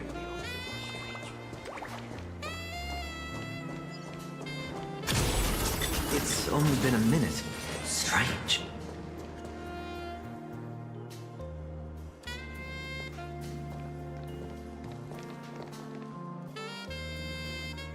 Do those shades look familiar to you? Wait, they appear to be Mr. Scott's. What exactly happened here?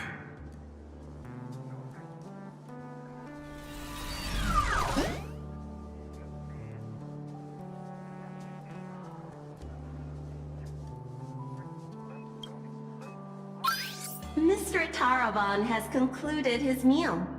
Items consumed during his dining session: 100 portions of prime tomahawk steak, 30 blocks of dragon scale cheese, 10 servings of emerald mushroom salad, assorted Lushaka blue spotted sashimi, and gold flake wine. Taravan? That's quite the appetite. And you are? I am Mr. Taravan's personal dietary management robot.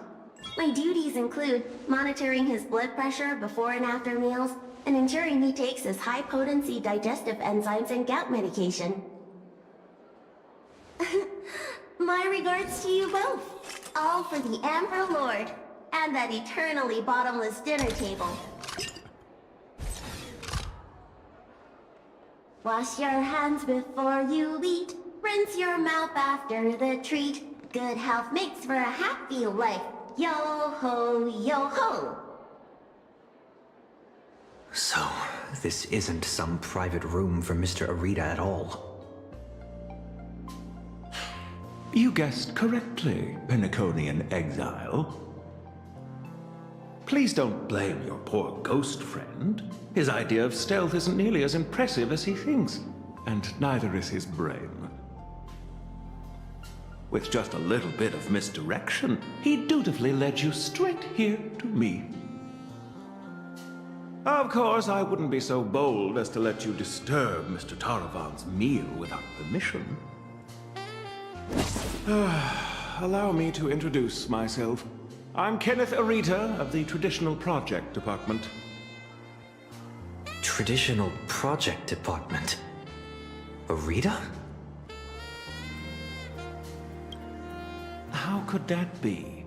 I'm merely an adopted son, fortunate enough to bear the old gentleman's family name.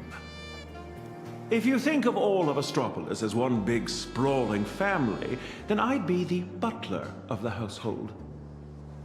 And a butler's job is to know everything that goes on within the estate, down to the smallest detail, and to ensure no pests ever find their way inside to threaten the family's interests.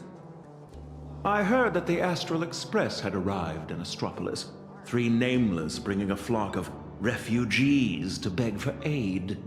Curiosity got the better of me, so I decided to come and take a look. And the result turns out to be disappointing. I'm sorry. There must have been some misunderstanding between us. Mr. Kenneth, we have an extremely urgent matter, and would like to request an audience with Mr. Arita. Mr. Arita has already made his position clear to everyone. No lobbyists. The lady from the Strategic Investment Department behind your visit should know that all too well. My father taught me that at the heart of every deal lies one thing: respect.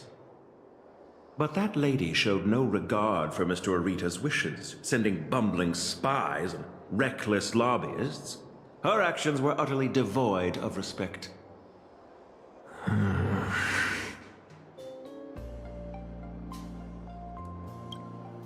Kenneth, we're not spies, nor do we mean to offend you.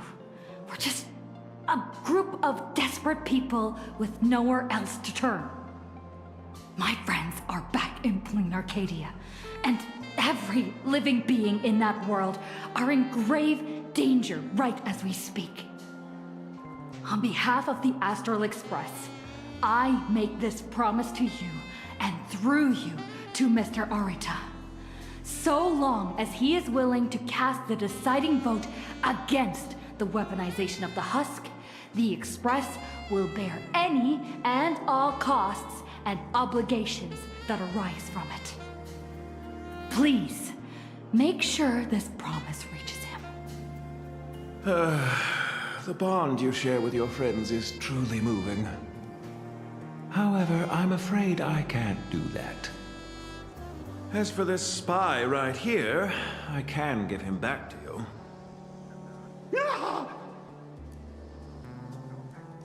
The heart of every deal lies in respect. Chew on that. I've said my piece.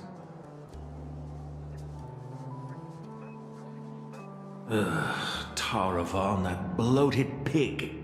Weaponizing the voracity? Why not just weaponize himself instead? Save everyone the trouble. So, what do we do now?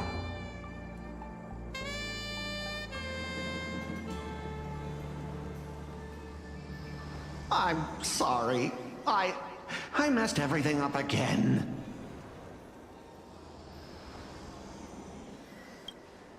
An unfavorable opening, to say the least. The moment IPC faction politics get involved, things get infinitely more complicated. What do you think? Should we try a different approach, or keep up the chase?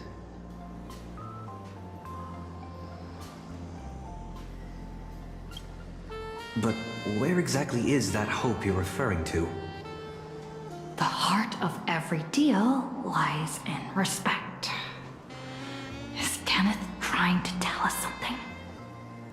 Respect?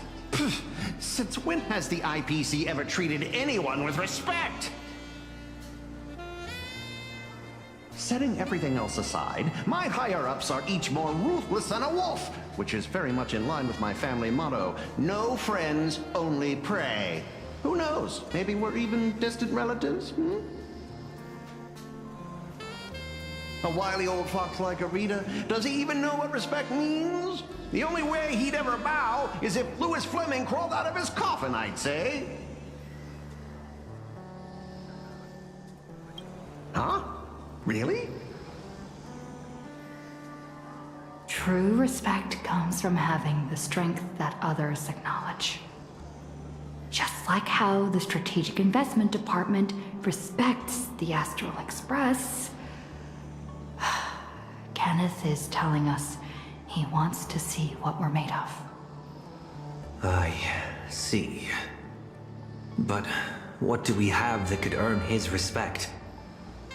Trying to bribe him would take wealth on old Odie's level to sway Arita. As for using force, that would be exceedingly unwise on IPC ground. As far as the city is concerned, the awakening of the Husk is still a piece of information known only to the IPC's upper echelons. But Astropolis isn't home to IPC executives alone. It's also teeming with envoys, magnates, and officials from member worlds across the pan-cosmic trade system.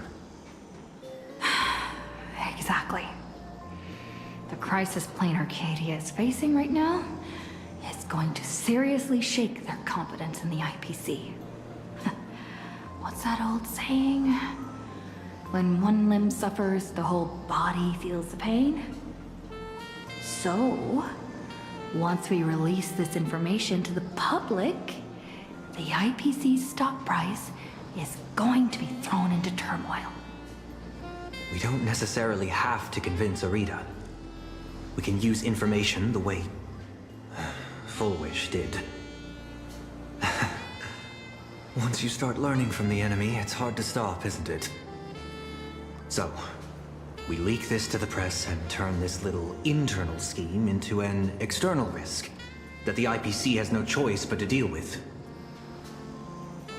I can reach out to Albert and feed him a bombshell for his keeping up with Star Rail. Husk! Stock fluctuations? I have no idea what you're talking about.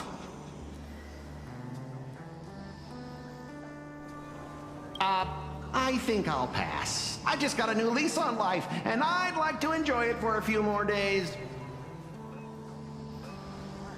Anyway, I gotta run!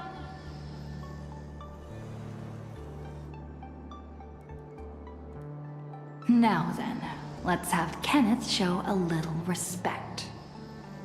Come on, Sonny. Let's head to the Lodestar Tower and meet up with March and the others.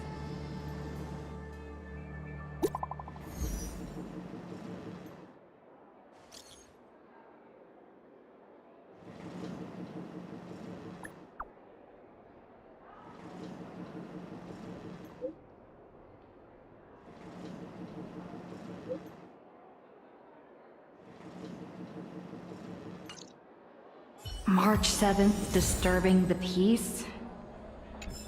You've got to be kidding me. We can still make it in time if we make haste. Please, give me a lead. Why can't I call my membership?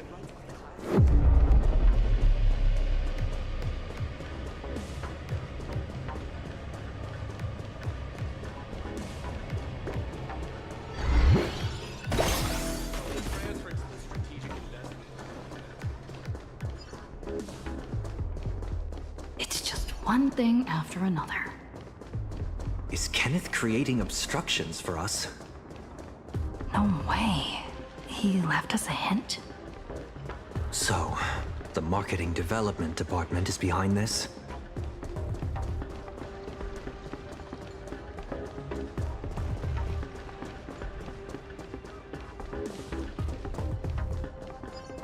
I see them. They're right there. Why are there security forces here? Disturbing the peace? Is this a mistake?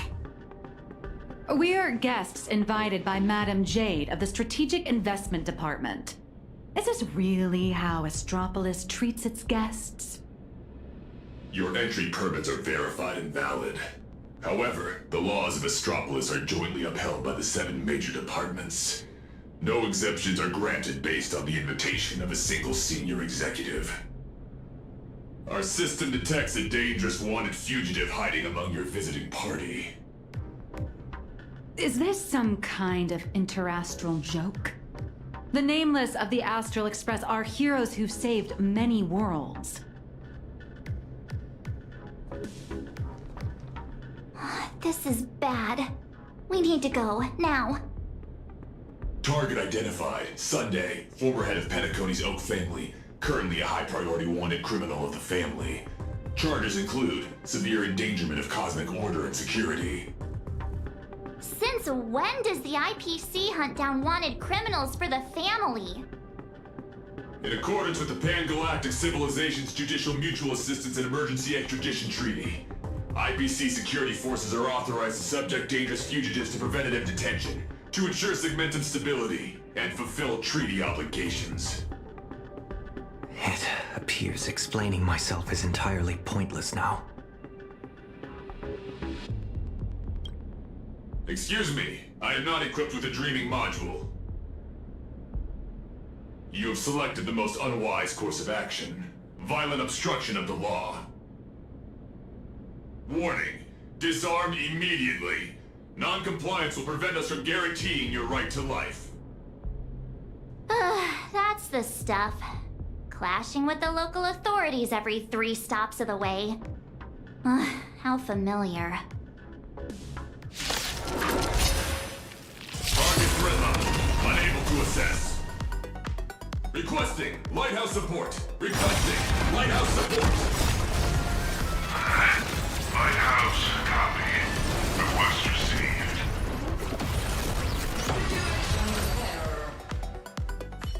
Lighthouse, execute the arrest directive immediately.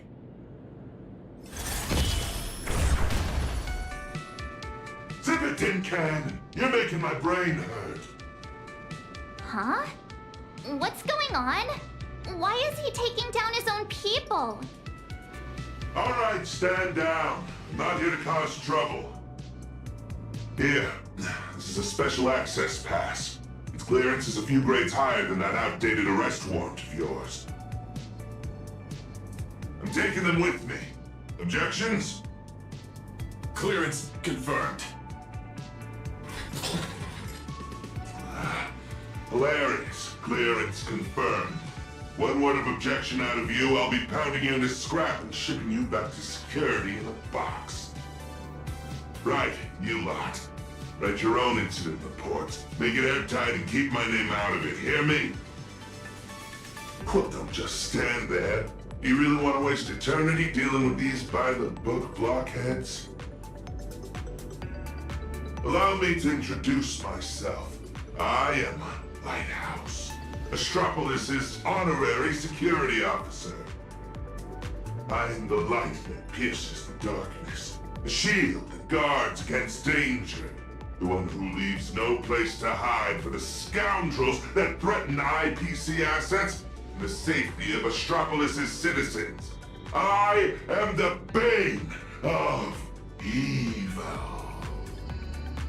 See that gleaming statue? They built it for me after I single-handedly stopped an out-of-control airship from crashing into Paradise Island 3 years ago, saving well over 100 IPC executives and more than 1,000 foreign dignitaries from our partner worlds. Cool. So, you're basically Astropolis' resident superhero? Superhero. I'm no different from the influencers swarming this city. I can't hold a candle to the Nameless of the Astral Express. At the end of the day, I'm just a corporate grunt running errands for the bigwigs. Someone sent me to bail you out. As guests of the Strategic Investment Department, you all have free reign in Astropolis. With the exception of that Palovian young master over there.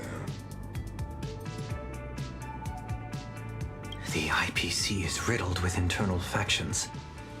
It seems someone is trying to assert their presence. Spot on!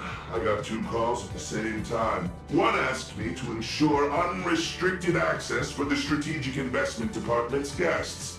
And the other asked me to apprehend the high-risk wanted felon. I thought to myself, isn't this just a... picking on the little guy? Am I supposed to fish the sugar out of their instant coffee, too? But hey, that's just how corporate life is. So, tell me, big hero, exactly which 2 heavyweights are duking it out up there? On IPC turf, some questions are better left unasked. Because the real question isn't who done it, but rather, who wants you to know? And I obviously haven't received the directive to tell you. To think my past mistakes would catch up with me right here, right now. You two. I'm very sorry. Imposing my presence here will only burden you. So be it. No need to worry, Mr. Lighthouse. I will leave Astropolis. Immediately. Where could you go at a time like this? I'll return to the Express and warp to low orbit above Plane Arcadia. There I can use the Express as a comms relay. We need first-hand intel from there. Take care, you two. I'll do my part. And you do your best, too. Phew! Finally got His Highness out of my hair. My performance review is safe. I'll call that a win. Honestly, I never want to set foot in this dump ever again. It's truly my greatest honor that you Nameless are so willing to cooperate. By the way, I hear you're heading to the Lodestar Tower. Please, allow me to escort you the rest of the way. I guarantee no one else will come looking for trouble. Escort. Or surveil. In Astropolis, surveillance is a public service. Me, I'm just the optional companion package with a more personal touch.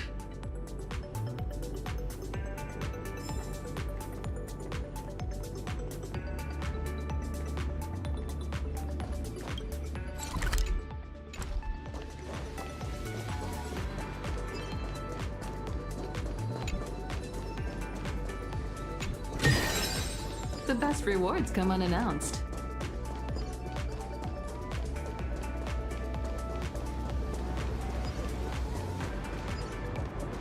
Picture this. That white tower piercing the clouds. That's right. That's the Lodestar Tower. The central headquarters of Astropolis and the main office complex for all the different divisions. Ah, it seems this isn't your first time in Astropolis, my lady.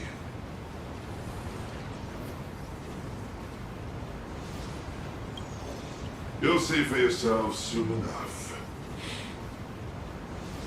From afar, it might look like a prickly needle, but it actually houses a staggering number of IPC employees, along with their dreams and entire lives.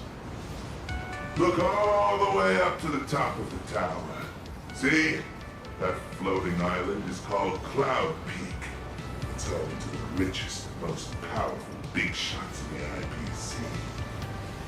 Looking at it now, it doesn't resemble a needle so much as a strand in a spider's web of power. And to climb that strand, you'll need more than strength. You'll need skin thick enough to stop a bullet. And the willingness to put your soul up as collateral if that's what it takes to meet your KPIs. Yet, countless people still rack their brains and do whatever it takes to claw their way up this strand, hoping to reach the top and live like gods alongside those media giants. 5 years ago, when I first came to Astropolis, I wondered if one day my statue would stand atop Cloud Peak. How that turned out. It ended up in the plaza, over there, becoming the most glaring signpost on the path to Cloud Peak. Just a daily reminder to everyone passing by. Look, it's the superhero lighthouse! This is as far as he got! Speaking of which, after defeating Iron Tomb, did the IPC give you guys, some kind of special bonus? My bad. I was projecting my own situation onto you. You guys are heavy hitters who can go toe-to-toe with the heads of the Strategic Investment Department. Why would folks who can trade blows with the Lord Ravager sweat the small stuff? Do you have a lot of that small stuff to sweat over, Mr. Lighthouse? If only. My typical to-do list looks more like this. Track down some big shot's runaway nosewalker, then stop 2 departments' private security forces from shooting each other while somehow managing not to step on anyone's toes. You're quite the down-to-earth hero. Down to earth? Yeah. If I so much as brush against some big shot's favorite painting or antique vase while on a mission, I'm stuck writing a 3,000-word incident report. Your superhero career sounds a little... miserable. That's life. Misery is the main flavor, with just a dash of sweet every once in a while. All right, now that we've taken in the view, we should all be feeling less uptight, more relaxed. Let's head over to the Lodestar Tower.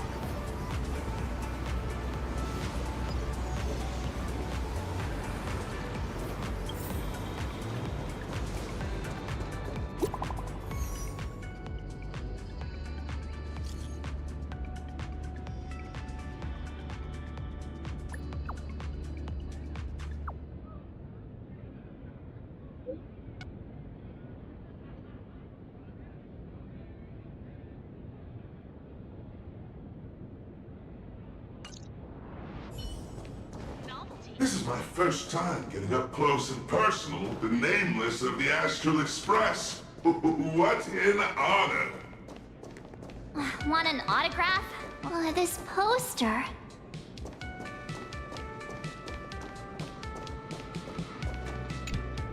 Ah, that's a promo poster for the Cosmic Big Lotto. What? Want to buy a ticket? I get it. Everyone dreams of striking it rich overnight. No, I mean the person on the poster. Ah, Beatrice Melanine. Apparently, this insanely lucky girl hit the grand prize 3 times in a row. Who knows? I heard the IPC tore their pipelines apart looking for a glitch. Found nothing, and had no choice but to honor the payoff. They even signed Beatrice as the spokesperson for the Interastral Big Lotto. Man, if only I had that kind of luck.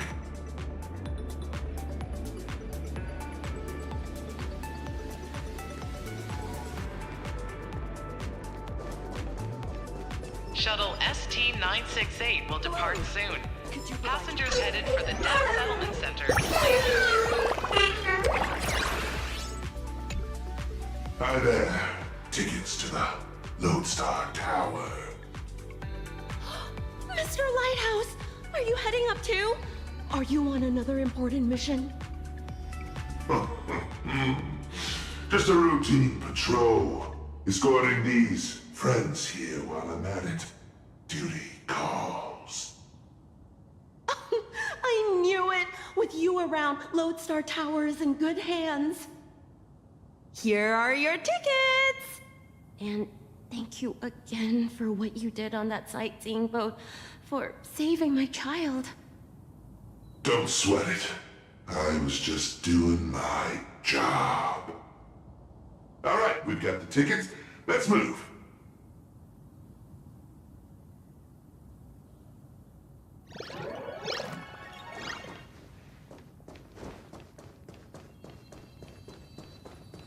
Oh, good thing I caught the last shuttle before the lockdown hit. Is this level of security really necessary? Half the board and department heads are just dialing in remotely anyway. I heard some rumors. Apparently something big happened again. Ugh, my Interastral Peace Entertainment stock better not tank. I was just about to cash out.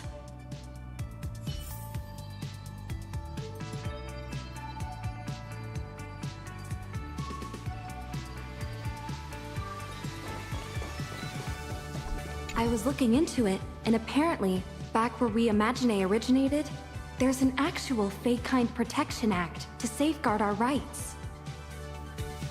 Must be nice. Just because we light paws are fast doesn't mean they can keep dumping all these super urgent takeout orders on us. When I make manager, I'm definitely submitting an Imagine Protection Accord to the board. It's here. Let's go, guys. What sets you apart in your profession?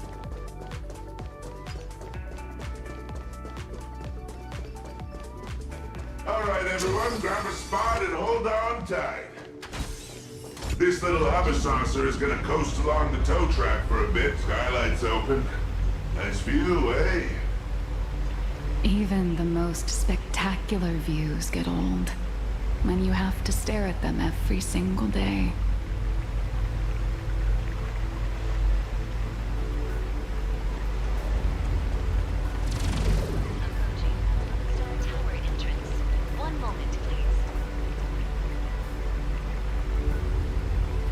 Authentication complete.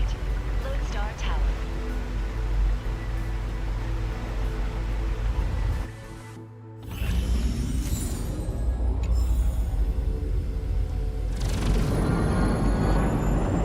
Hold on tight.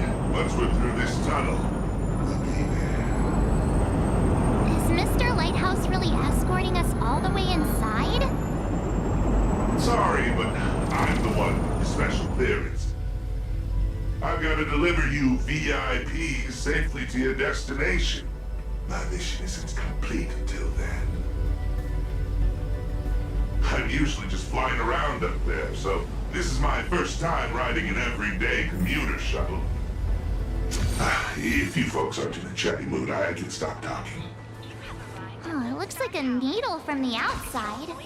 But once you're inside, it's actually massive. You're looking at least 100,000 people buzzing in.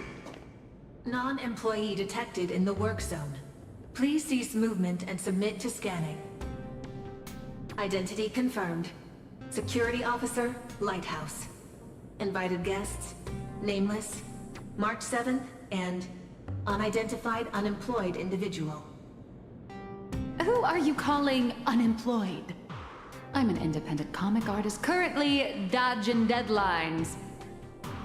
Suspicious target. Requesting security forces. Again?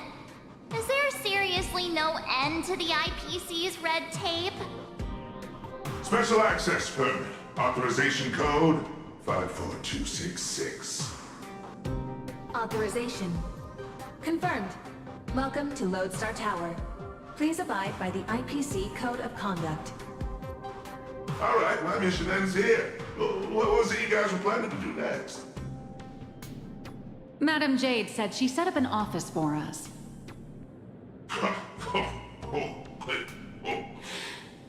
And just go say hi to the receptionist and drop Madam Jade's name. Assuming none of the bigwigs decide to trip you up again, of course. Good luck out there.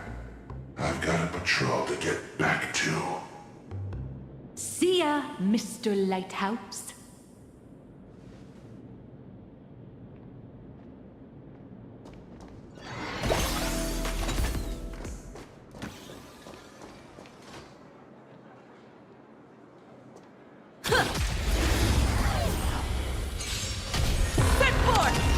My strength is what it was. Earth shatters, heaven trembles. Feeling spiffy? Lead us starward! Like that, huh? Start with a single step.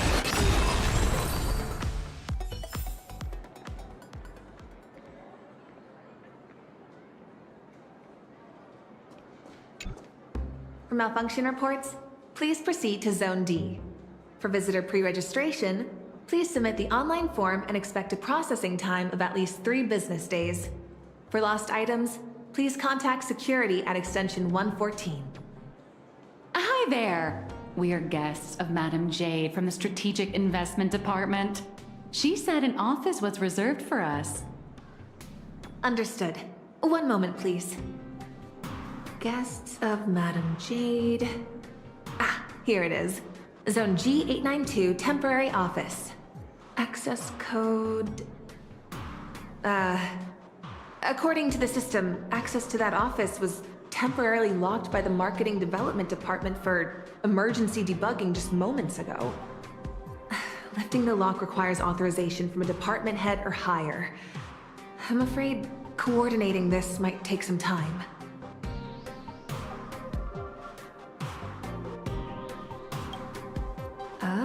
Let me check.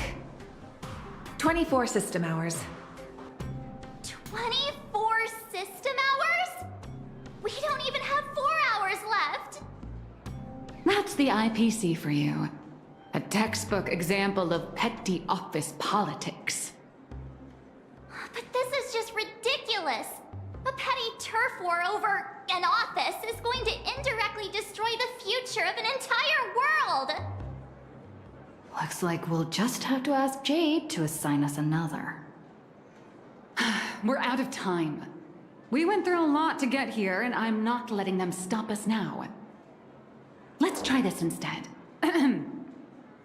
Employee ID IPC MDD GL3 1545. Name Beatrice Melanine. Affiliated with the Marketing Development Department, Cosmic Big Lotto Division, Level 3 Project Consultant. My access permissions should still be dormant. I'd like to activate them. Beatrice... Melanine? Oh, wait, are you the Big Lotto girl? That's goddess to you, the Lotto goddess. Listen up, Rookie.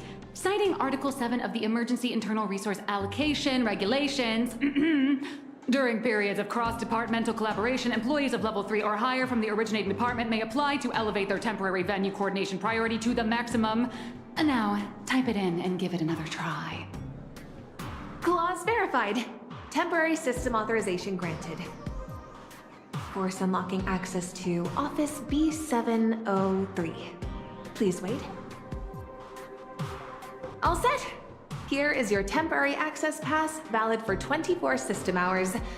Welcome back, Miss Melanine? 24 system hours! Whew, more than enough. What are you all standing around for? Let's go. What just happened? Are you really Beatrice Melanine? No way! It's just one of the many gigs I've worked. Hardly worth mentioning. But... I know you have a lot of questions, but the hallway isn't exactly the best place to chat, is it? This way! B703, right? Back at my old stomping grounds. I know this place like the back of my hand.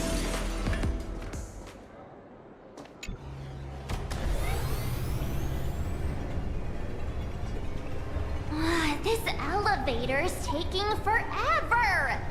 How many floors does this place even have? The Lodestar Tower tops out at 6,622 floors. I'll never understand why they built it so ridiculously high.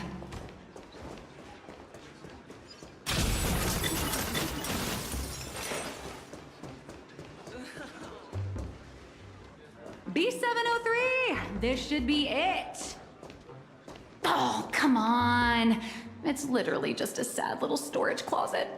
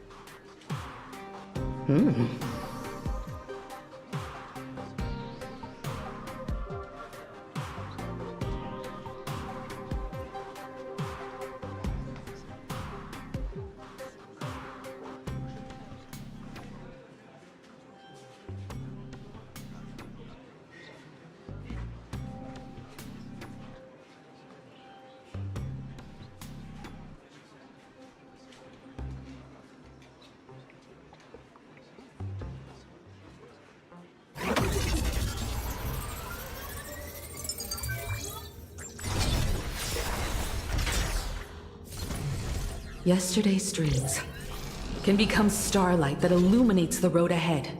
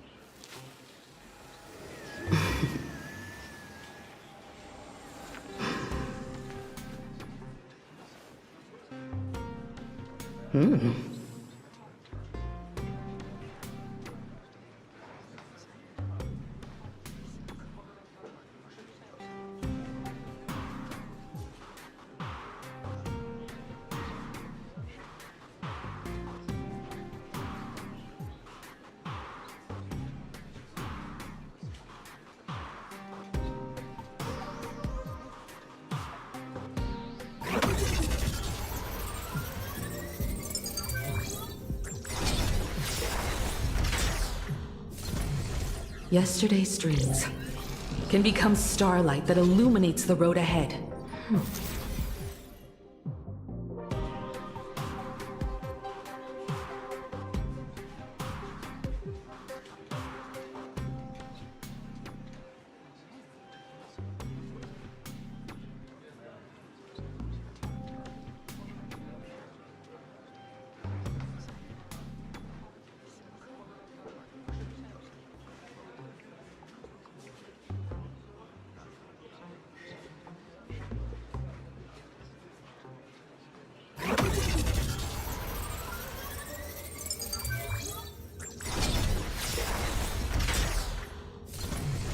Yesterday's dreams can become starlight that illuminates the road ahead.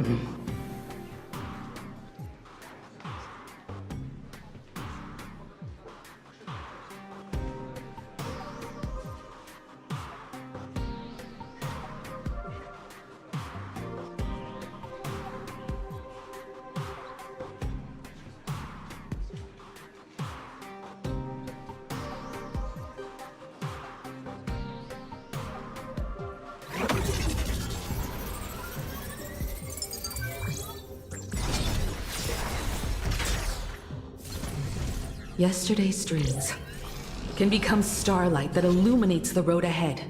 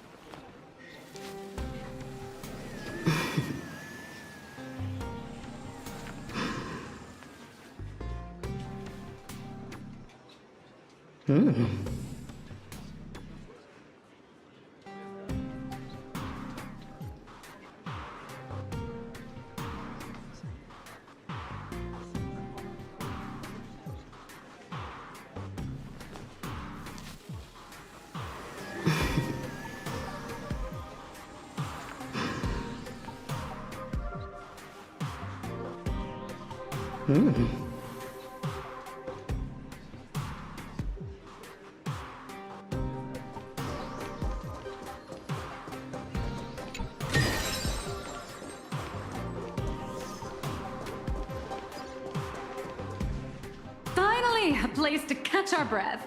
So, you two, should we kick things off with a pre-battle briefing? Or would you rather get those burning questions off your chests?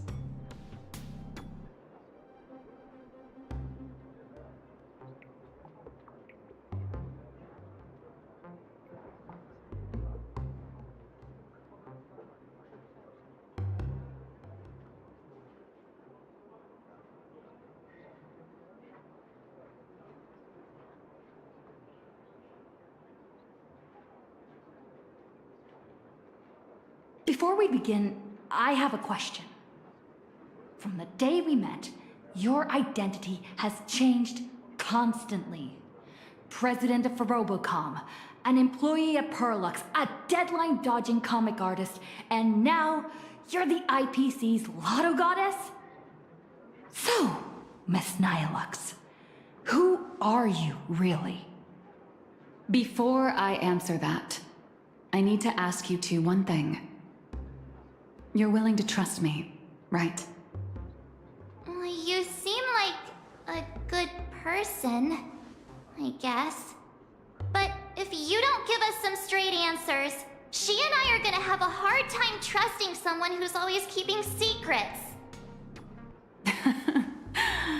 The nice guy card. March. That's the highest praise I've ever received. It's fine. A trusting heart is magic. Since you're willing to trust me, I'll stop hiding things from you. I do juggle quite a few identities, and I'll admit, I don't exactly look like the most reliable person. But every single version of me is 100% genuine. I'm just glad these identities have allowed me to help my friends out when they're in a pinch. Little Raccoon, there's something I need to get off my chest. I think it's time I told you. Boss! Evil boss. Mr. Sunday tipped us off that there's some explosive news to cover, so we came without a moment's delay. Explosive news? No, it's nothing. Let's save my story for later. Once I start talking, I'll just ramble on, and we don't have that kind of time. Let's focus on the life or death situation in Plain Arcadia first. Sunday and I have an idea on how to get an audience with Arita.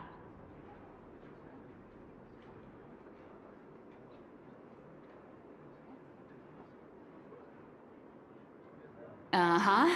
So, you want to blow the Plain Arcadia Husk crisis wide open, using public outcry to corner the pro-weaponization faction! Even in my wildest dreams, I never imagined for Bobo Weekly would one day expand into interstellar reporting! So what are we waiting for? Let's drop this bombshell on every reader in Astropolis right now!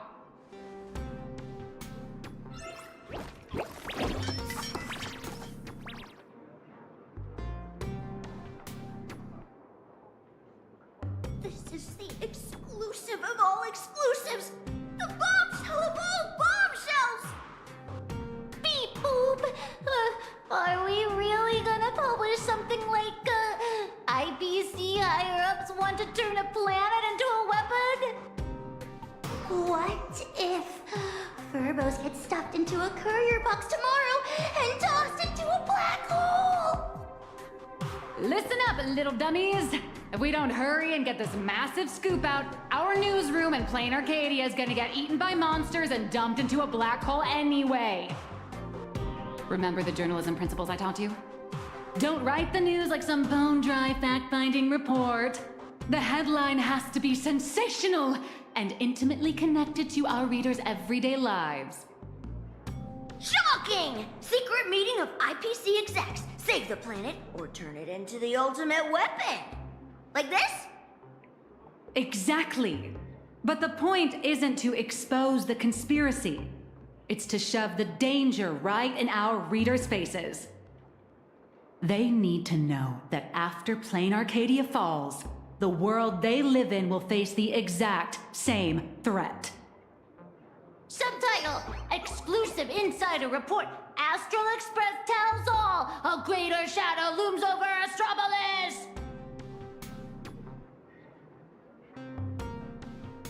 I got it! We can also add a poll question to the article like, do you support in-canvas rescue or weapon modification? Maximum interactivity! Nice. Aside from our little Furbo's over-the-top clickbaity articles, we'll also need you to step in front of the camera for a few shots to boost the story's credibility. We'll aim to infect every social and news platform in Astropolis in record time with this news, just like the anti-organic equation did. Leave it to us Furbos for the freedom of press and to keep our home from turning into a giant firecracker.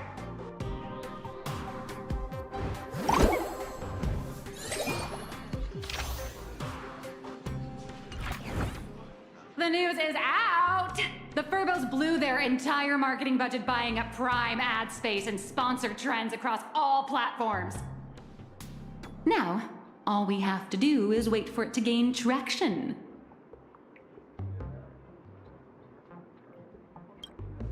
We only have 3 system hours left. If we fail to make it before then... All right, my friends, let's not stare anxiously at the clock. This is the home of interastral peace entertainment, after all. 1 system hour is more than enough for a message to burn from a tiny spark into a raging wildfire. Given the endless roadblocks we've faced so far, I'm having a hard time relaxing.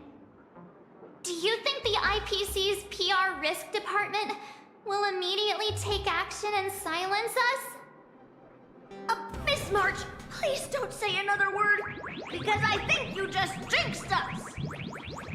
Huh? That fast? Beep boop! Aberrant data detected! The initial click and share metrics across all major platforms are skyrocketing! But none of the related discussion topics made it onto the trending list! It's like hitting an invisible wall! The IPC is definitely pulling the strings! What? Giving into despair already? Did you forget? Astropolis is home to more than just IPC employees, and not every employee is a puppet dancing on the IPC strings. Algorithms and push notifications are crucial, sure, but when everybody's safety and the safety of the entire universe is at stake, it's not just the algorithms alone that determine how the news spreads. At the end of the day, the ultimate medium through which information spreads is still people. Terrified whispers, burning curiosity, the desire for the truth. These will all run rampant in break rooms, cafeterias, and on commuter trains, all through the oldest and most effective method there is, word of mouth. The IPC can bury trending searches and throttle notifications, but they can't wipe every private message. Nor can they stop people from wondering what if in the back of their minds. All we have to do is make sure this first spark is bright and true. And the little Furbos have already nailed that part. So, what do we do next? That is a question the IPC itself must answer. The fire has been lit. Putting it out is their problem. I guess the most dignified and foolproof approach would be to come straight to the source of the information and propose a partnership.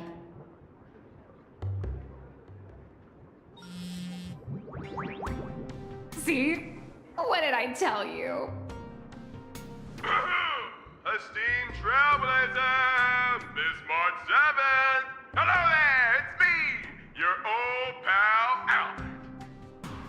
The higher-ups have seen the bombshell news you just dropped. Well, they're taking it seriously, of course. Extremely seriously. They've decided to set up a special last-minute interview session just for you at the Panorama Hall inside Lodestar Tower. They want to hear all about the situation in Arcadia firsthand, along with your demands. This is a once-in-a-lifetime opportunity. IPC higher-ups and even business reps from other star systems will all be there. You get to speak directly to the most influential audience around. Yours truly is also all set to conduct an exclusive interview with you afterwards. You will show, right?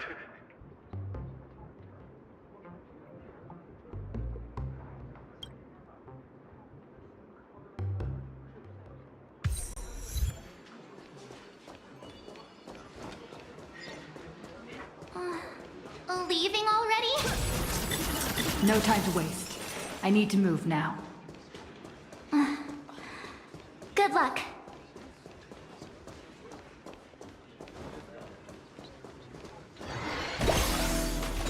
Panorama Hall should be around so many screens. Welcome, Trailblazer. Pleasure to make your acquaintance. I'm Yannick, assistant to the Interastral Peace Corporation's Board of Directors and one of the hosts of the Pan-Cosmic Trade Summit. The news you posted on your personal media account has caused a massive uproar across all of Astropolis. I've been commissioned by the board to arrange a special discussion panel. I'd like to invite you to speak your mind without reserve.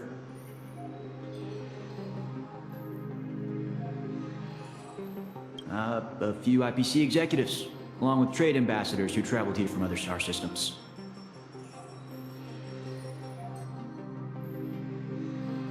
Every single one of them, madam. I represent their collective will.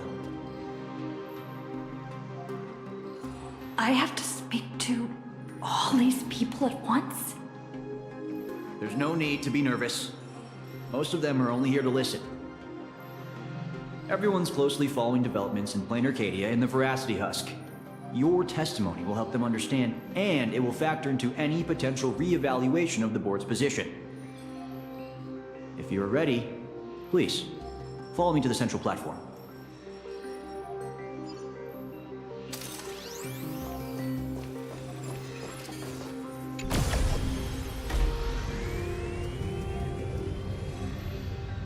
Please try to capture people's attention and make the most of it.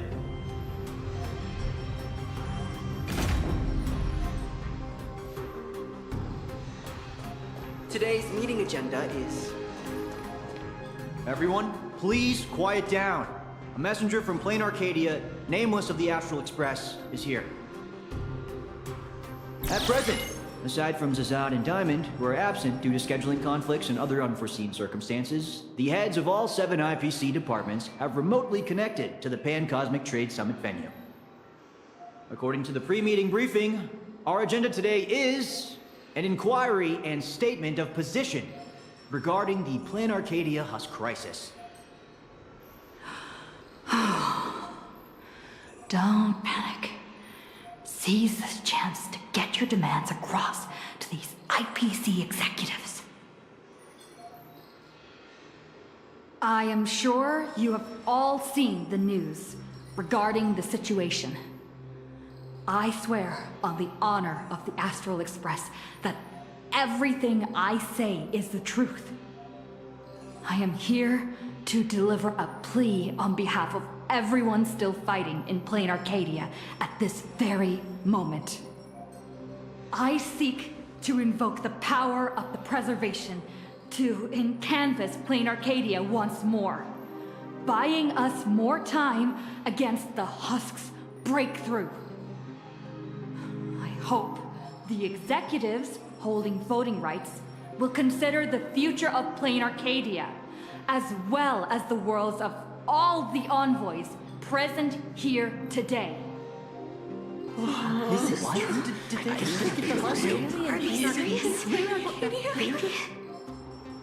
Let's start with this. The husk has been sealed within Plain Arcadia for over a millennium. Why did it suddenly spiral out of control?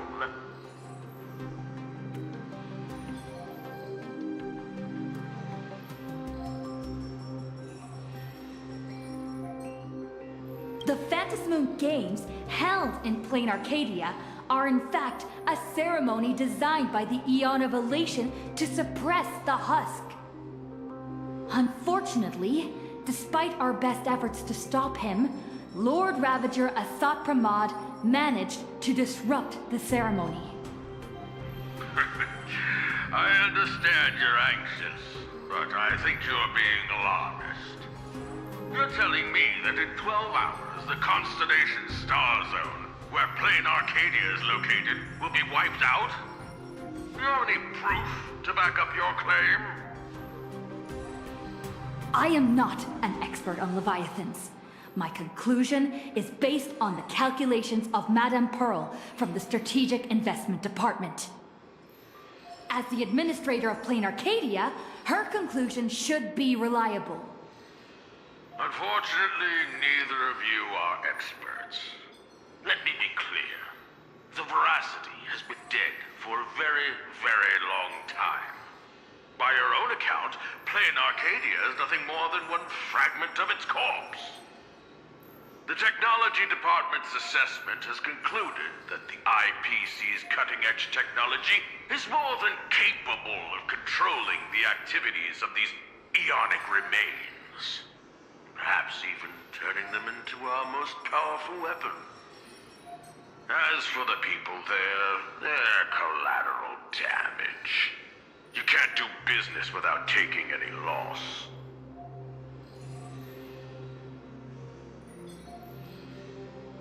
Mr. Taravan, what are you saying? If you adopt the Technology Department's proposal, wouldn't you be abandoning Madame Pearl, along with all the survivors?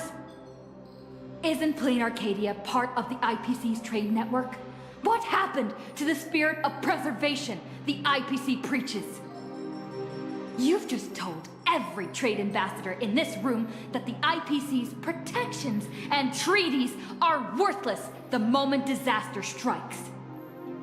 Esteemed ambassadors, I ask you, when the next disaster descends upon your worlds, can you trust this person standing before you to help? Don't bother with the theatrics. Of course they don't trust me. Or should they? They're here for business. They're here to sell their manpower, resources, and technology. They're here to trade their planet's blood for sky-high amounts of money. Every world that joins the trade network bears its own risks. The swarm, the anti-organic equation, the Borising. Sure, the IPC provides some support to its allies, but the IPC isn't your spoon-feeding, diaper-changing nanny. What is Mr. Taravan? What is he saying? That's quite enough, Tarafan. You've made it all the way to Board Director, yet you seem to have more professional discretion back when you were hauling materials for the Building Material Logistics Department.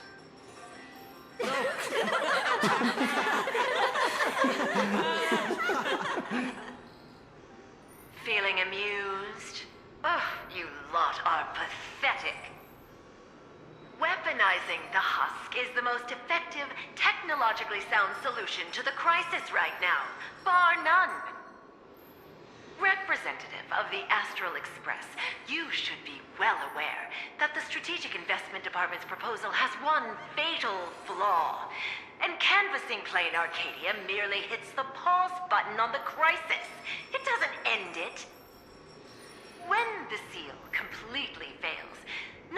shattering all 10 cornerstones would buy the 10 Stonehearts a single second of breathing room.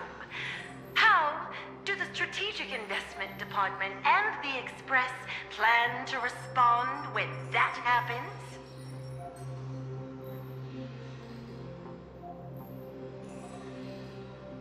Alternative plan or no, I have to ask, is there really zero risk in turning an Eon's fragments into a weapon? Risk? Of course there's a risk, but it comes down to probability. You don't expect me to explain the technical details right here, do you?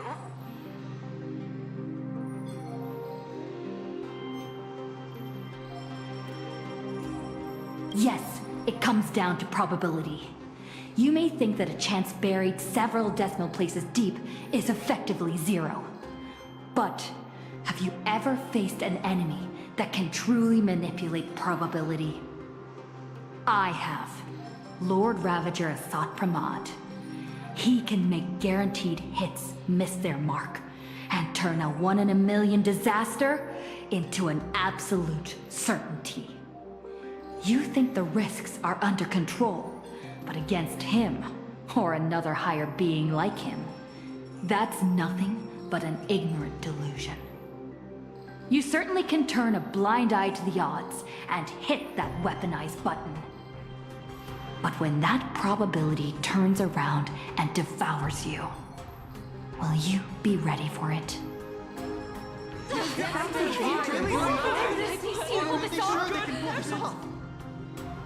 Fair enough. I've heard all I need to know regarding the Plain Arcadia issue.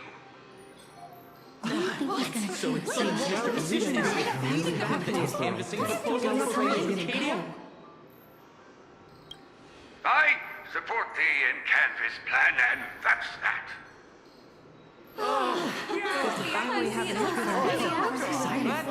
Goodness.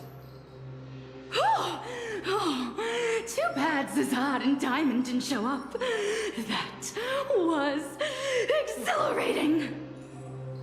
I'm guessing they already knew how this discussion was going to end.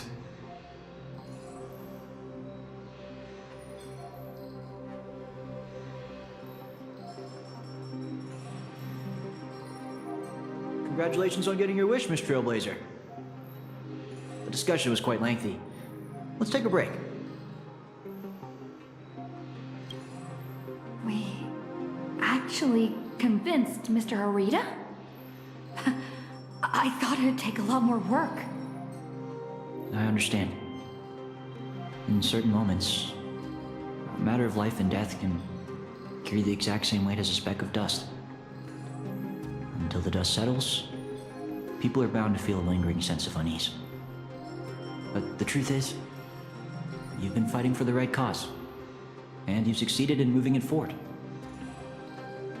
Hey, remember your old friend, Albert?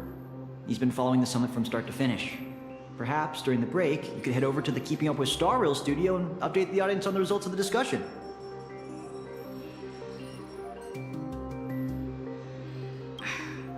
True. I promised Albert I'd record a segment after the summit. The court of public opinion is a battlefield, and seizing the initiative is crucial. Keeping Up with Star Rail reaches an audience far beyond Astropolis. It broadcasts to the entire cosmos. It's a prime opportunity to make your voice heard and leverage media influence to pressure the IPC's decision-making process. This ring platform we're now standing on branches out in 3 directions, leading to different functional zones within the Lodestar Tower. The Keeping Up with Star Rail studio is right over there. If you'd like to head over, simply operate this rotary dial and the path will open right up for you.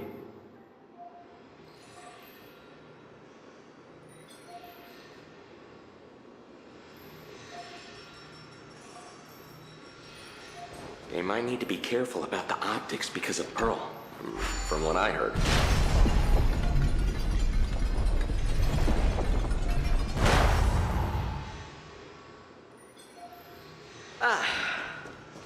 Guess we'll have to table this for next time. Before I head out, I should tell March and the others the good news. Better not keep them worrying.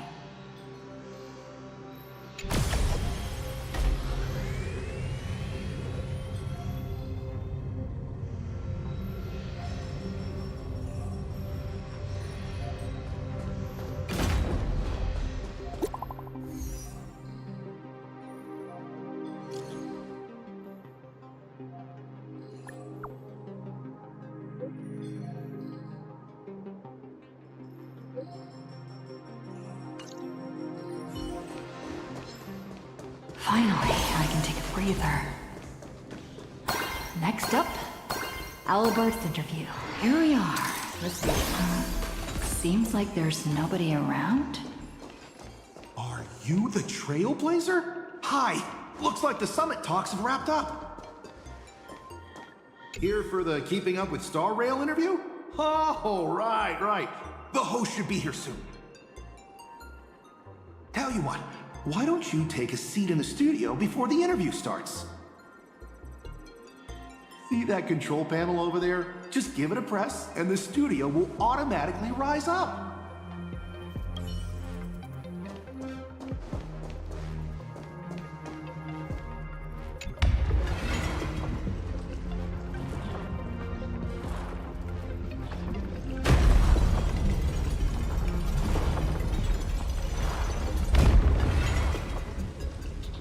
This must be the Keeping Up with Star Rail studio, right? Just how many show studios do they have? Whoa! It's great to meet you, Trailblazer. Albert isn't coming? Well, since you broke that massive scoop, he's got a ton of big shots to interview. Tight schedule, heavy workload. You understand that, right? Right? And why don't we go ahead and start recording? She, nameless of the Astral Express, the hero who saved Amphorus.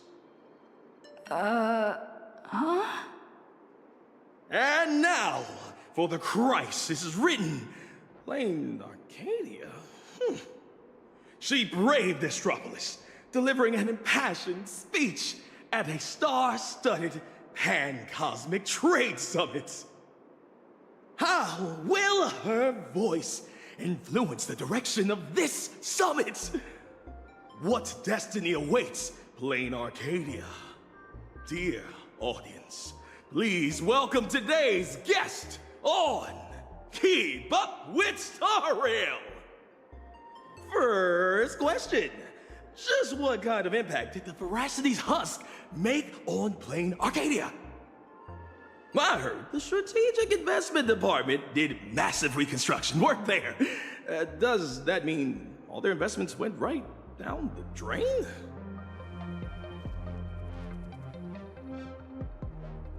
You make a great point. Whatever's going on over there, at least one thing's clear. Retirement-related investments have definitely gone down the drain. Why do you ask? Well, an apocalypse obviously tanks everyone's life expectancy, so healthcare brands have absolutely no future.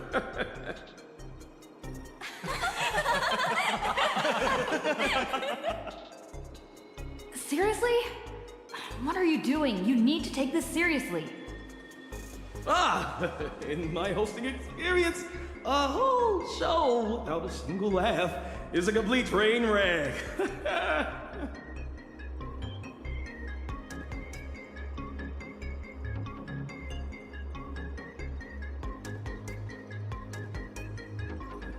We're talking about the existential crisis of an entire world. This isn't Keeping Up with Star Rail's style at all. Would Albert really hand over the hosting gig to a bird like you? Tell me, who sent you?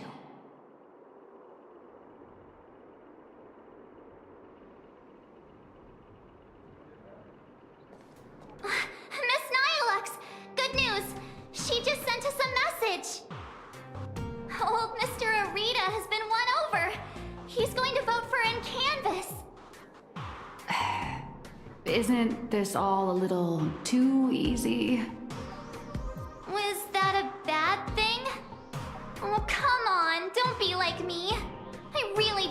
play the Jinx anymore. All right then, March. Congratulations! Furbos! You scared this Furbo half to death. Evil boss, don't just start screaming!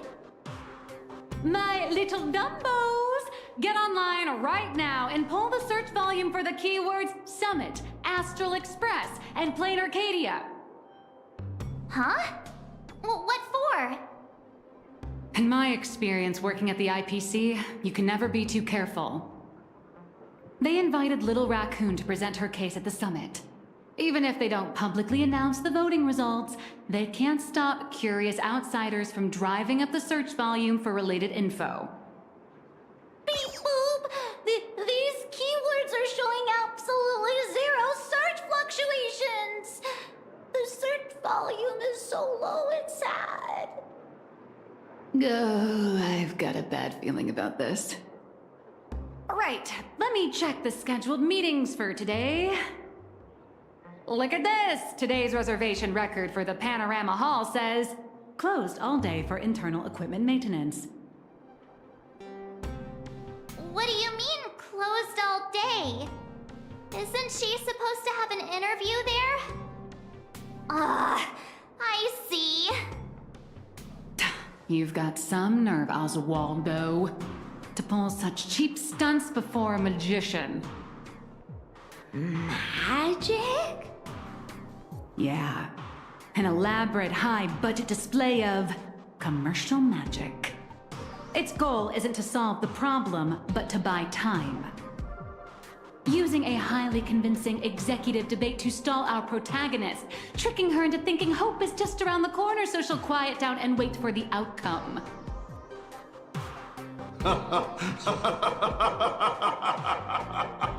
Brilliant! Absolutely brilliant! I was starting to think this little performance would drag on boringly until the end of the world.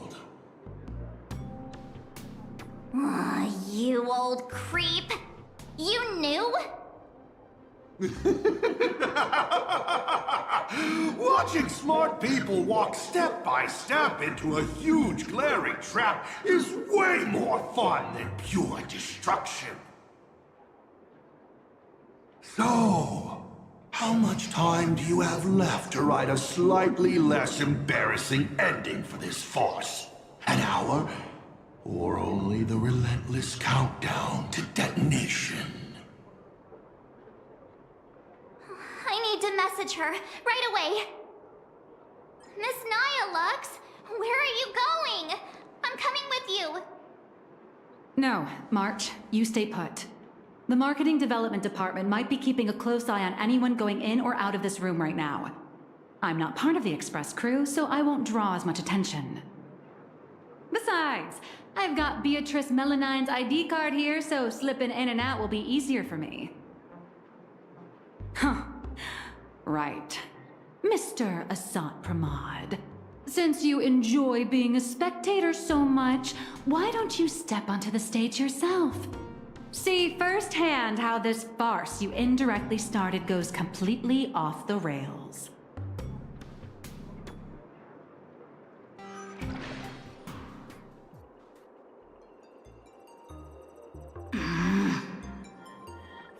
You don't look so good all of a sudden. Are you tired?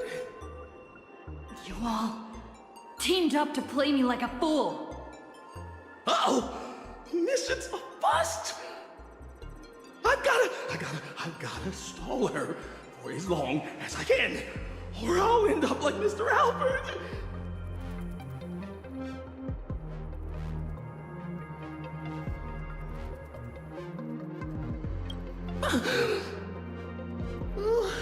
I'm sorry. I'll tell you everything. I'm just a lowly grunt in the marketing development department. They promised me a promotion and a raise if I could keep you here.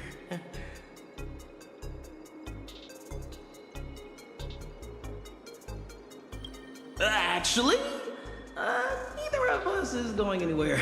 They've locked down the entire studio and the corridor leading to the panorama hall.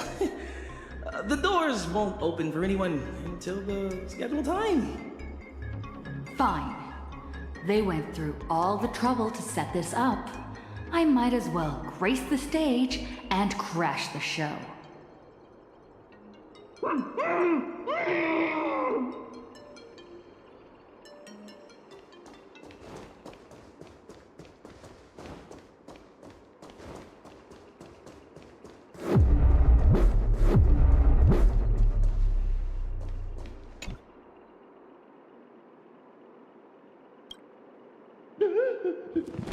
Don't come any closer. I don't want you to see me like this. I'm so sorry. I knew they were just using me to gain your trust, but I still made that goal. I'm a spineless chicken.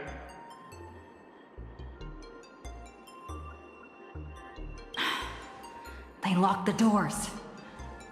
Do you know another way out of here? There truly knows a way. There's an express lane for clocking out right in the corner of the studio. Found it. I'll give you 2 passcodes. Punch them in, follow the path, and you'll be able to bypass the lockdown and come right behind the panorama hall. Hurry up and go. Don't worry about me. I can break out of this cage on my own. Take care of yourself.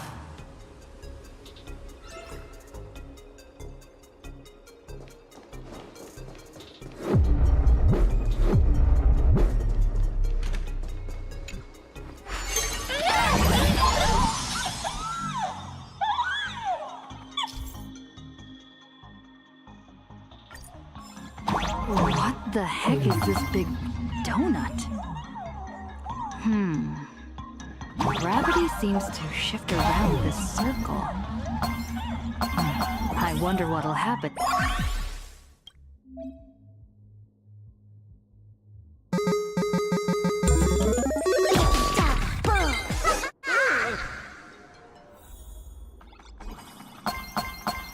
Is this the hall from earlier?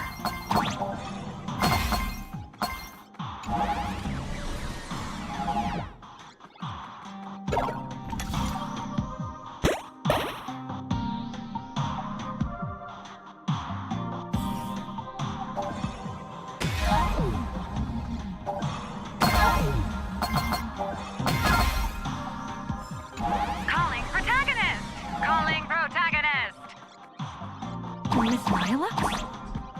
What are you doing here? I'll grant you access to all the doors locked. Let's meet up in the next room. How did you do that? Never mind. Doesn't matter.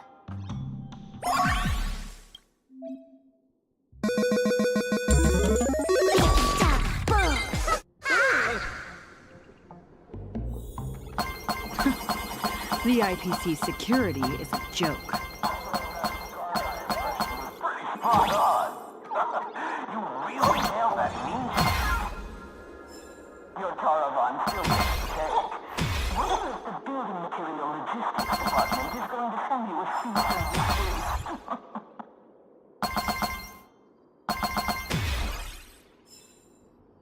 desist. A cheap but effective trick.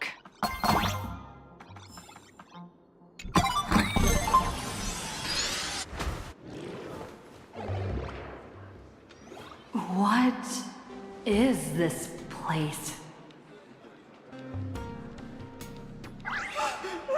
Holy eons! Who the heck let her out? Weren't we supposed to stall her for at least 1 system hour? What happened to the door locks? Let me check the access logs. The locks were overridden. Who did this? That'd be me. I did it. Someone gifted me a tiny data slice. Said it'd take care of a lot of headaches. Stellaron Hunter Tech. Pretty impressive, huh?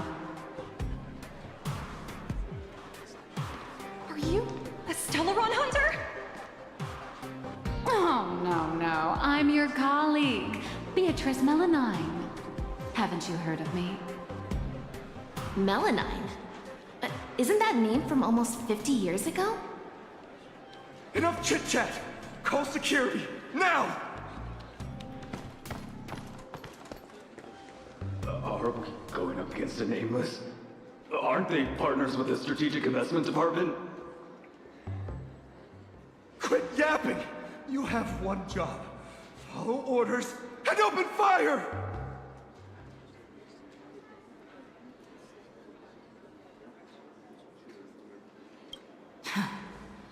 That's a wrap for your show. Now it's my turn to take the stage. Hold your horses, protagonist. It's not your time to shine just yet. These small fries aren't worth time. Let someone with a big appetite gobble them up. What the heck is that? Hello. Please support the IPC.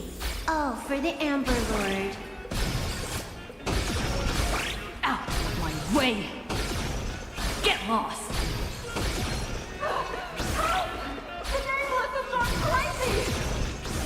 Slack off once in a while. It's good for your health.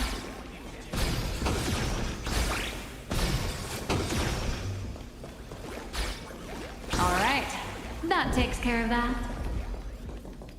As satisfying as it was fighting our way through them, the problem we're trying to solve still remains. You know, those fakes in the meeting were a bunch of nobodies with zero actual pull. Oswaldo, the mastermind behind this whole farce, is still hiding comfortably behind the scenes with no intention of showing his face. We can't let him or any of those other high and mighty executives keep stalling us endlessly. Got any bright ideas, Miss Nihilux? I noticed you've been holding on to a pretty dangerous trophy. Forgive me for taking the liberty, but I brought it along. Oh, what do you need me to do? Slaughter them all? Or bankrupt them? No, just look at this. The severed head of a Lord Ravager. And it still talks. I guarantee you, shoving this in their faces will shock them through and through, more than some distant husk breaking its seal ever will. I like this idea.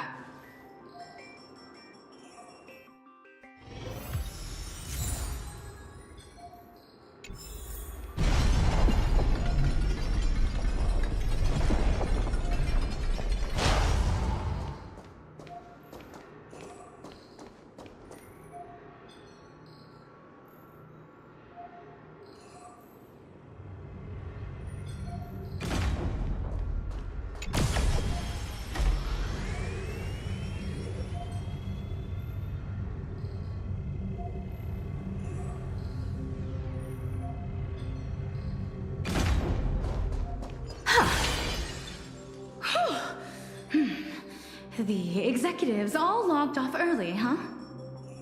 With them out of the way, the mission's basically complete. What happens next depends on how long the fake host can keep her distracted.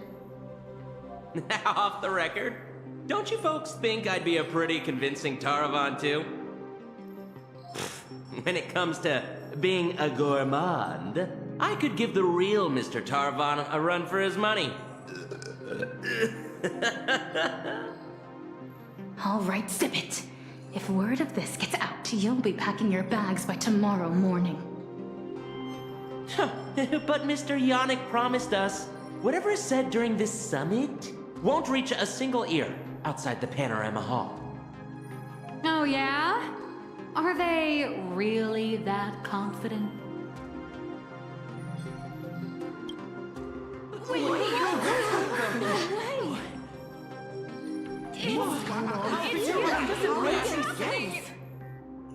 Yannick, you sneaky little bard's turd. Put Point every single camera at me right now! I know you have the clearance. I want my face broadcasted to every single screen in Astropolis.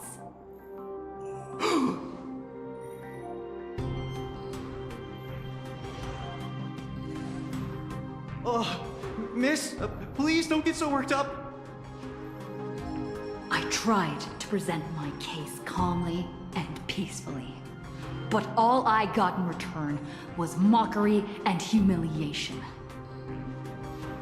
If the news of Plain Arcadia's impending destruction is too far removed from your daily lives to pique your interest, then how about this? The severed head of a Lord Ravager! Every time it rolls, it brings incalculable variables and trials to an entire world. Care to test your luck? Will disaster befall you? Or every single one of you? Oh, I've heard the crew of the Astral Express are all honorable, righteous, nameless. You wouldn't do such a thing. Would you? Even if you do resort to violence, Astropolis has its own superhero. I've already signaled Lighthouse. You'll be here to save us any second now. Pathetic. It seems you neither comprehend the power of a Lord Ravager, nor know how to treat a true hero with the dignity they deserve. A true hero doesn't hold a bomb and threaten to blow the entire place sky high.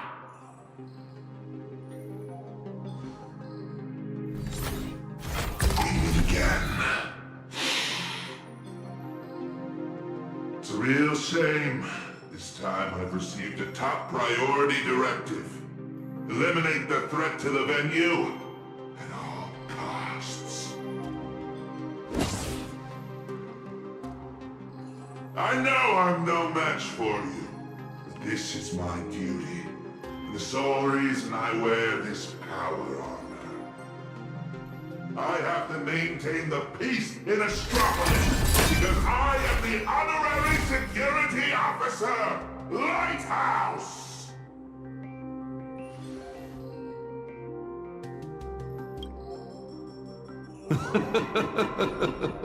Peace? Since when has Astropolis ever known peace? I once heard a rather amusing joke. The preservation is nothing but a facade. Kapoth fell from grace ages ago, and the IPC is actually a faction of the Veracity. But seeing it for myself today, it turns out it wasn't such a joke after all. There is a Leviathan of the Veracity slumbering right beneath Astropolis, too.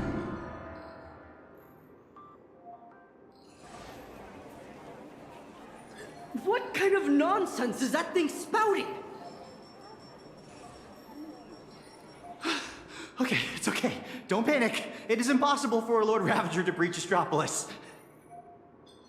Do it, Lighthouse! Take them all down! All Lighthouse units, assemble! You people have truly pushed me to my limits. Since my warnings are falling on deaf ears... Execute judgment! Execute judgment! Light up the cosmic night! Watch over you and guide you on your path. Open doors!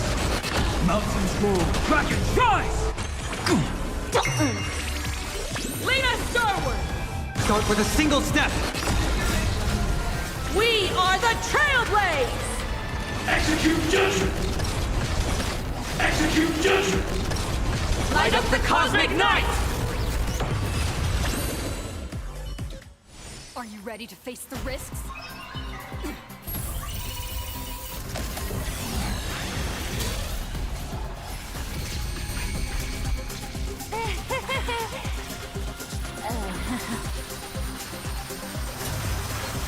That will do.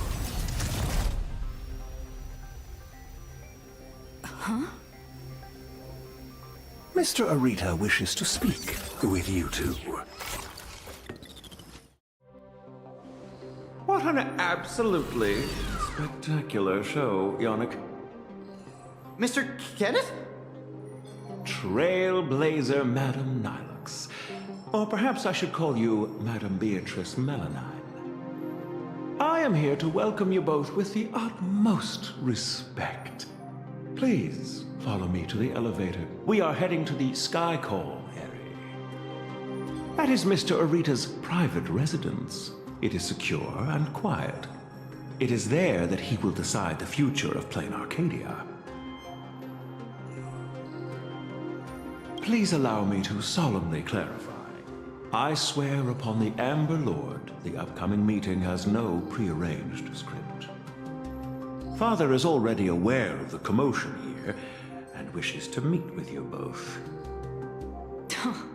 So we really did have to tear down the stage and blow the roof off just to get the boss's attention.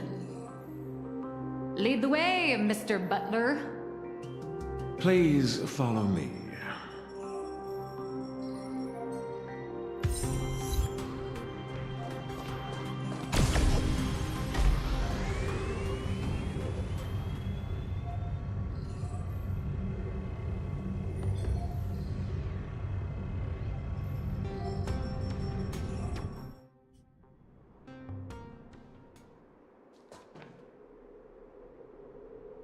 Where are we? The entrance to the Cloud Peak Sky Call area. Nice view, isn't it? From up here, all of Astropolis is laid bare, stripped of its secrets. Not many are privileged enough to enjoy such a view. In the entire IPC, only 7 individuals hold this honor.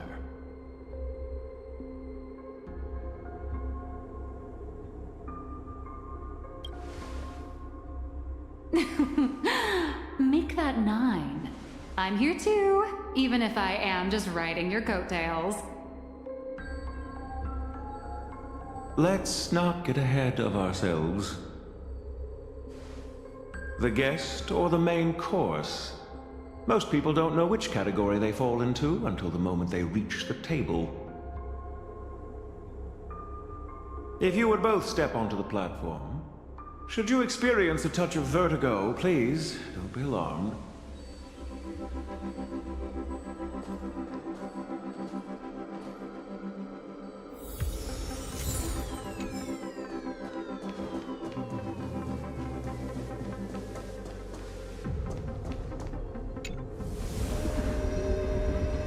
Did I just get sucked into the sky?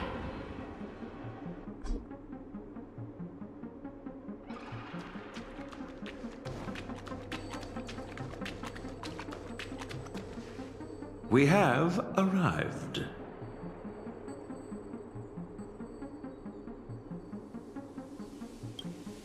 Father, I have brought them.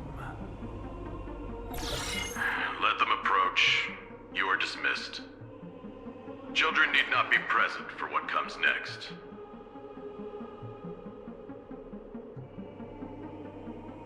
Ooh, is it going to be R-rated? Too bad we're on a tight schedule. There's less than a system hour left before you cast that crucial vote. Clock is a ticking, Mr. Arita. You really should invest in a better watch, Ms. Melanine. We have time to spare. We all know Louis Fleming only needs 60 seconds to make a decision. You're not Louis Fleming, though. Everyone also knows that even the chairman can't change a decision made by Ol Arita. Indeed. The younger generation seems to think the Ahatopia case requires no further discussion. I, however, have my reservations. I find both of the current proposals lacking. Oswaldo is capable and ambitious, but he remains a child. His ideas are naive. Diamond. His mind is far more mature than his appearance suggests. But being overly calculating can sometimes be a detriment. My duty is to select a successor for the IPC. Their credentials are simply too shallow to claim my vote. And so, Trailblazer, I am in need of a third option. A third option? I've been observing you ever since you set foot in Astropolis. Hustling and making your voice heard. You're just like Louis Fleming during the founding years. Now, I will give you 60 seconds. Tell me your story. If it proves compelling enough, you might just win my support. This way, I won't be forced into a binary choice. And you get exactly what you want. A win-win, as they say. I don't care about the IPC's twisted logic. I need your vote. Listen closely. I'm not here to tell stories.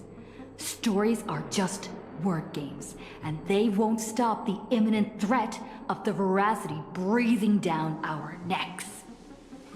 If you think incanvassing is just stalling for time, and weaponization bears too much risk, then I'll give you your third option. The first signs of the war among the Eons are beginning to show. I believe this is why the IPC has been positioning itself here for years. When I saw the Phantos Moon at its fullest, I became even more certain.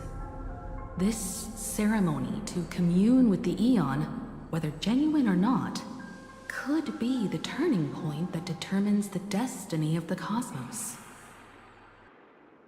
But what's important is that you make your own decisions, such as whether you'll take part in these grand games, and if so, how.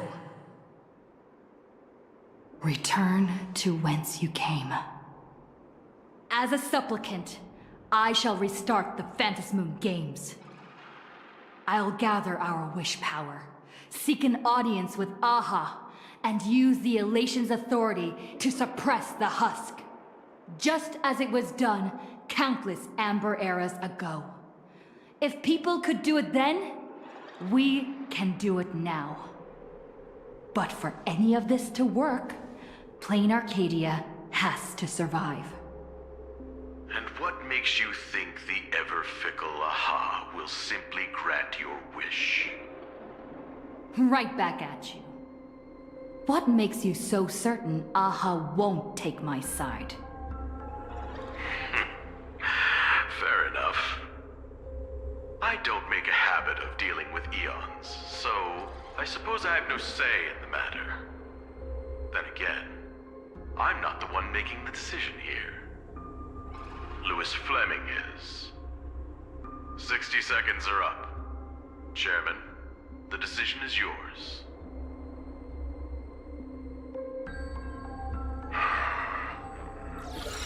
How many Amber eras has it been?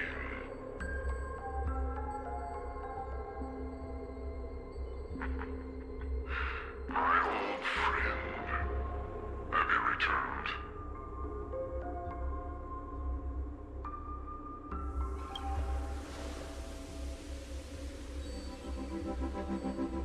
Regardless of the identity you wear now, as long as the party concerned approves of this young one's proposition, the IPC will lend its full support. So tell me, what are your thoughts? Do you really need to ask? When have I ever opposed any of Akivilli's ideas?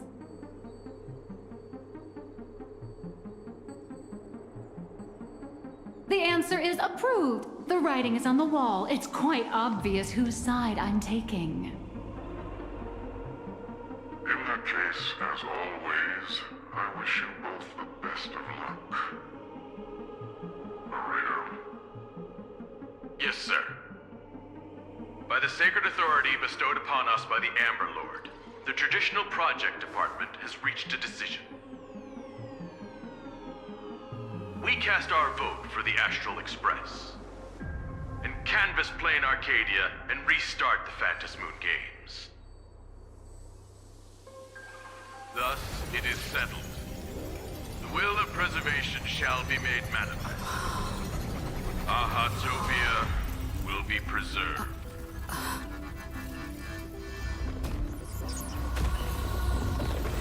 Citizens, she has carried out the petition, as promised. Now, I shall guide the power of preservation. I will do all I can to paint and recreate the miracle. As for me, I can't believe I'm working with the IPC. Whatever.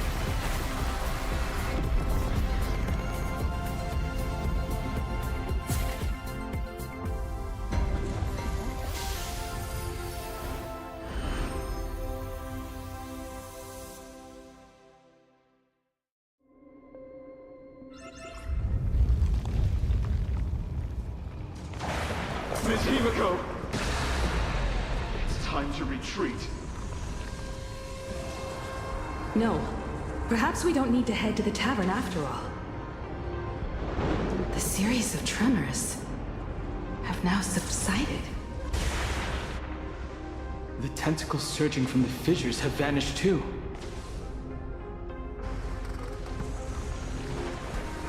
It's her. They actually did it.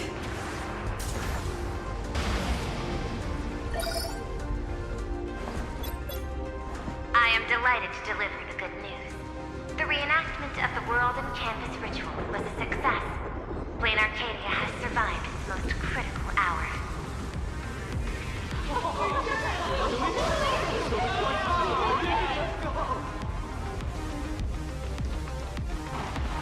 Everyone, the Astral Express. The outer perimeter of Ahatopia's crystal wall. The train will serve as a relay station, bridging communications between Plane Arcadia and Astropolis. I bring greetings from her, along with our objective for the next phase. Make your preparations. The final Phantasmoon games are about to begin.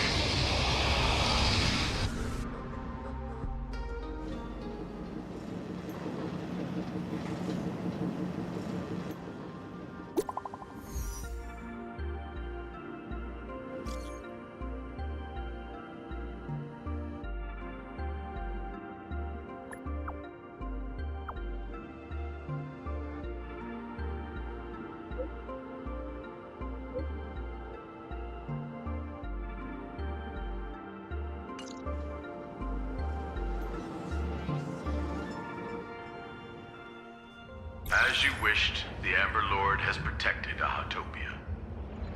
I'm sure you two have private matters to discuss, so I won't intrude. But before I take my leave, the IPC has one final request. Please leave that die to us. The Lord Ravager's head is far too dangerous.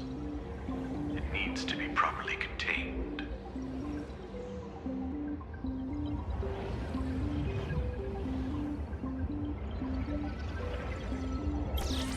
Let's do as he says. This old gentleman is trustworthy. Besides, I'm guessing you must have a mountain of questions right now. And having a third wheel around when we clear up all that confusion would totally kill the vibe.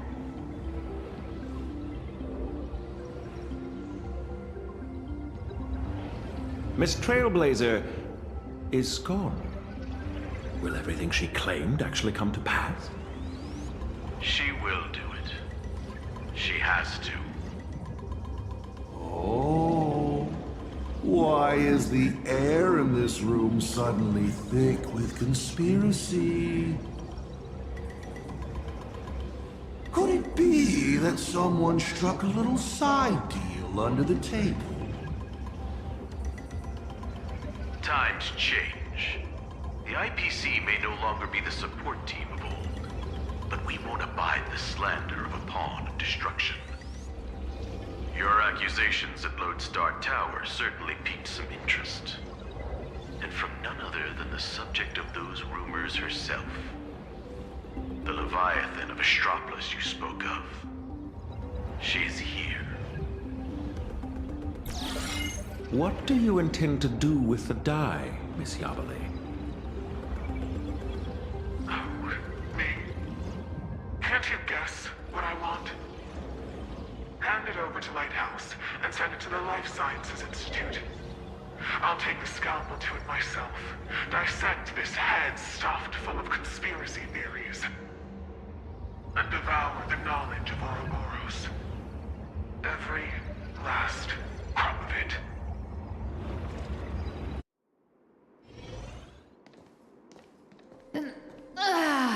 Finally a breather from this monumental crisis. I can now rest. I'd love to say that, but you're not going to let me off the hook, are you?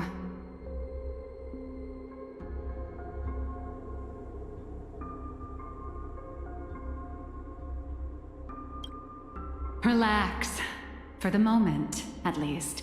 We have plenty of time. Enough to find a nice, quiet corner, sit down, and talk things through.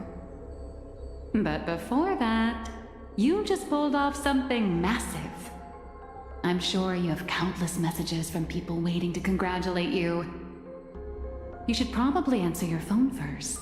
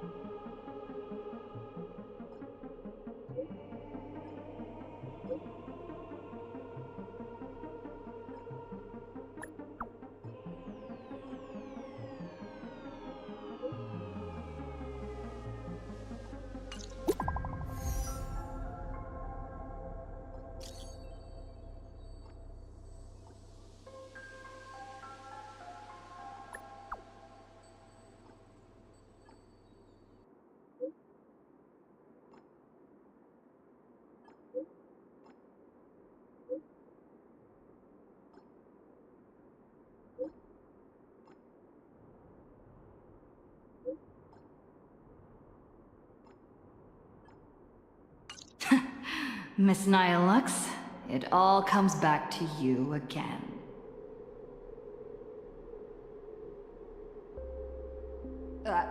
Where'd she go? Darn it! I slipped up! Did she make a run for it?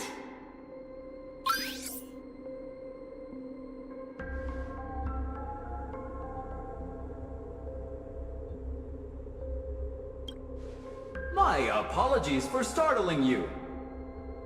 On behalf of my client, Madame Nihilux, I am here to deliver an invitation for tonight. Now playing the audio message. Hi, little raccoon. I'm really sorry. Every time I try to bring up my true identity with you, some unexpected little hiccup gets in the way. Maybe this is just my lot in life. Watching you happily catch up on your messages, I figured I shouldn't interrupt your victory lap. But the questions burning in your mind deserve a proper, earnest answer. So, I made a reservation at the Upside Down restaurant. The view is nice, and the desserts aren't half bad. Some stories are best told slowly, over clinking glasses, once the dust has finally settled. I'll be waiting there, ready to tell you everything, holding absolutely nothing back. Make sure to be there on time. Sheesh. Way to leave me hanging.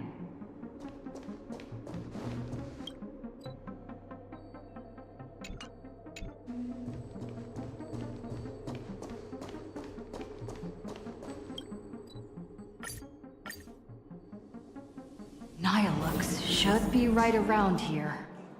I actually miss the Express's sofa.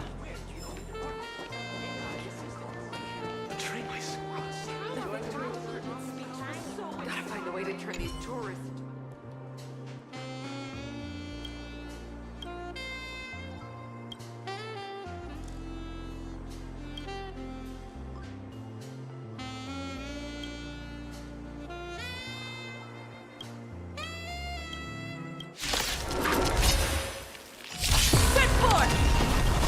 Open doors! Mountains roll, dragons rise! Soaring above the lands, this is permanence! Can you find the answer? Toward distant horizons!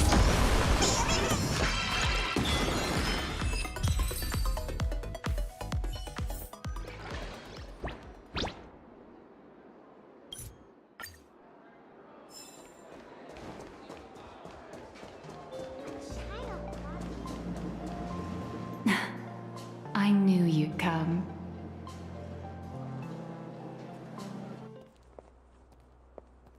So, what did you have to say? I didn't mean to keep this from you. But the comic artist thing is just a cover. When it comes to my true identity,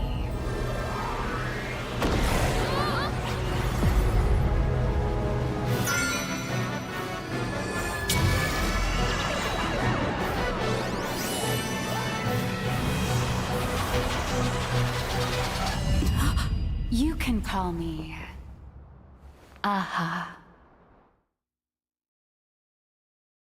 To you, my dear audience, I dedicate this performance.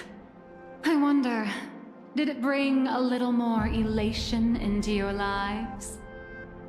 If it didn't, shh, that's exactly how it should be. Because the grandest act of the play is only just beginning. It's a past I can barely stand to look back on. A wrong turn I took when I was young and foolish. Those days entangled with the gods. A swirling blur of peach pink and blood red. Looking back on it now, it was an absolute nightmare. But now, for the sake of the entire universe, and for you, I am willing to take off my mask. I am the master of Fantasia, the one who mourns, the murderer of all certainty, and the false sovereign of all theatrics. The first fool, and the original actor. Dear audience, the stars are silent. But I declare, let there be laughter!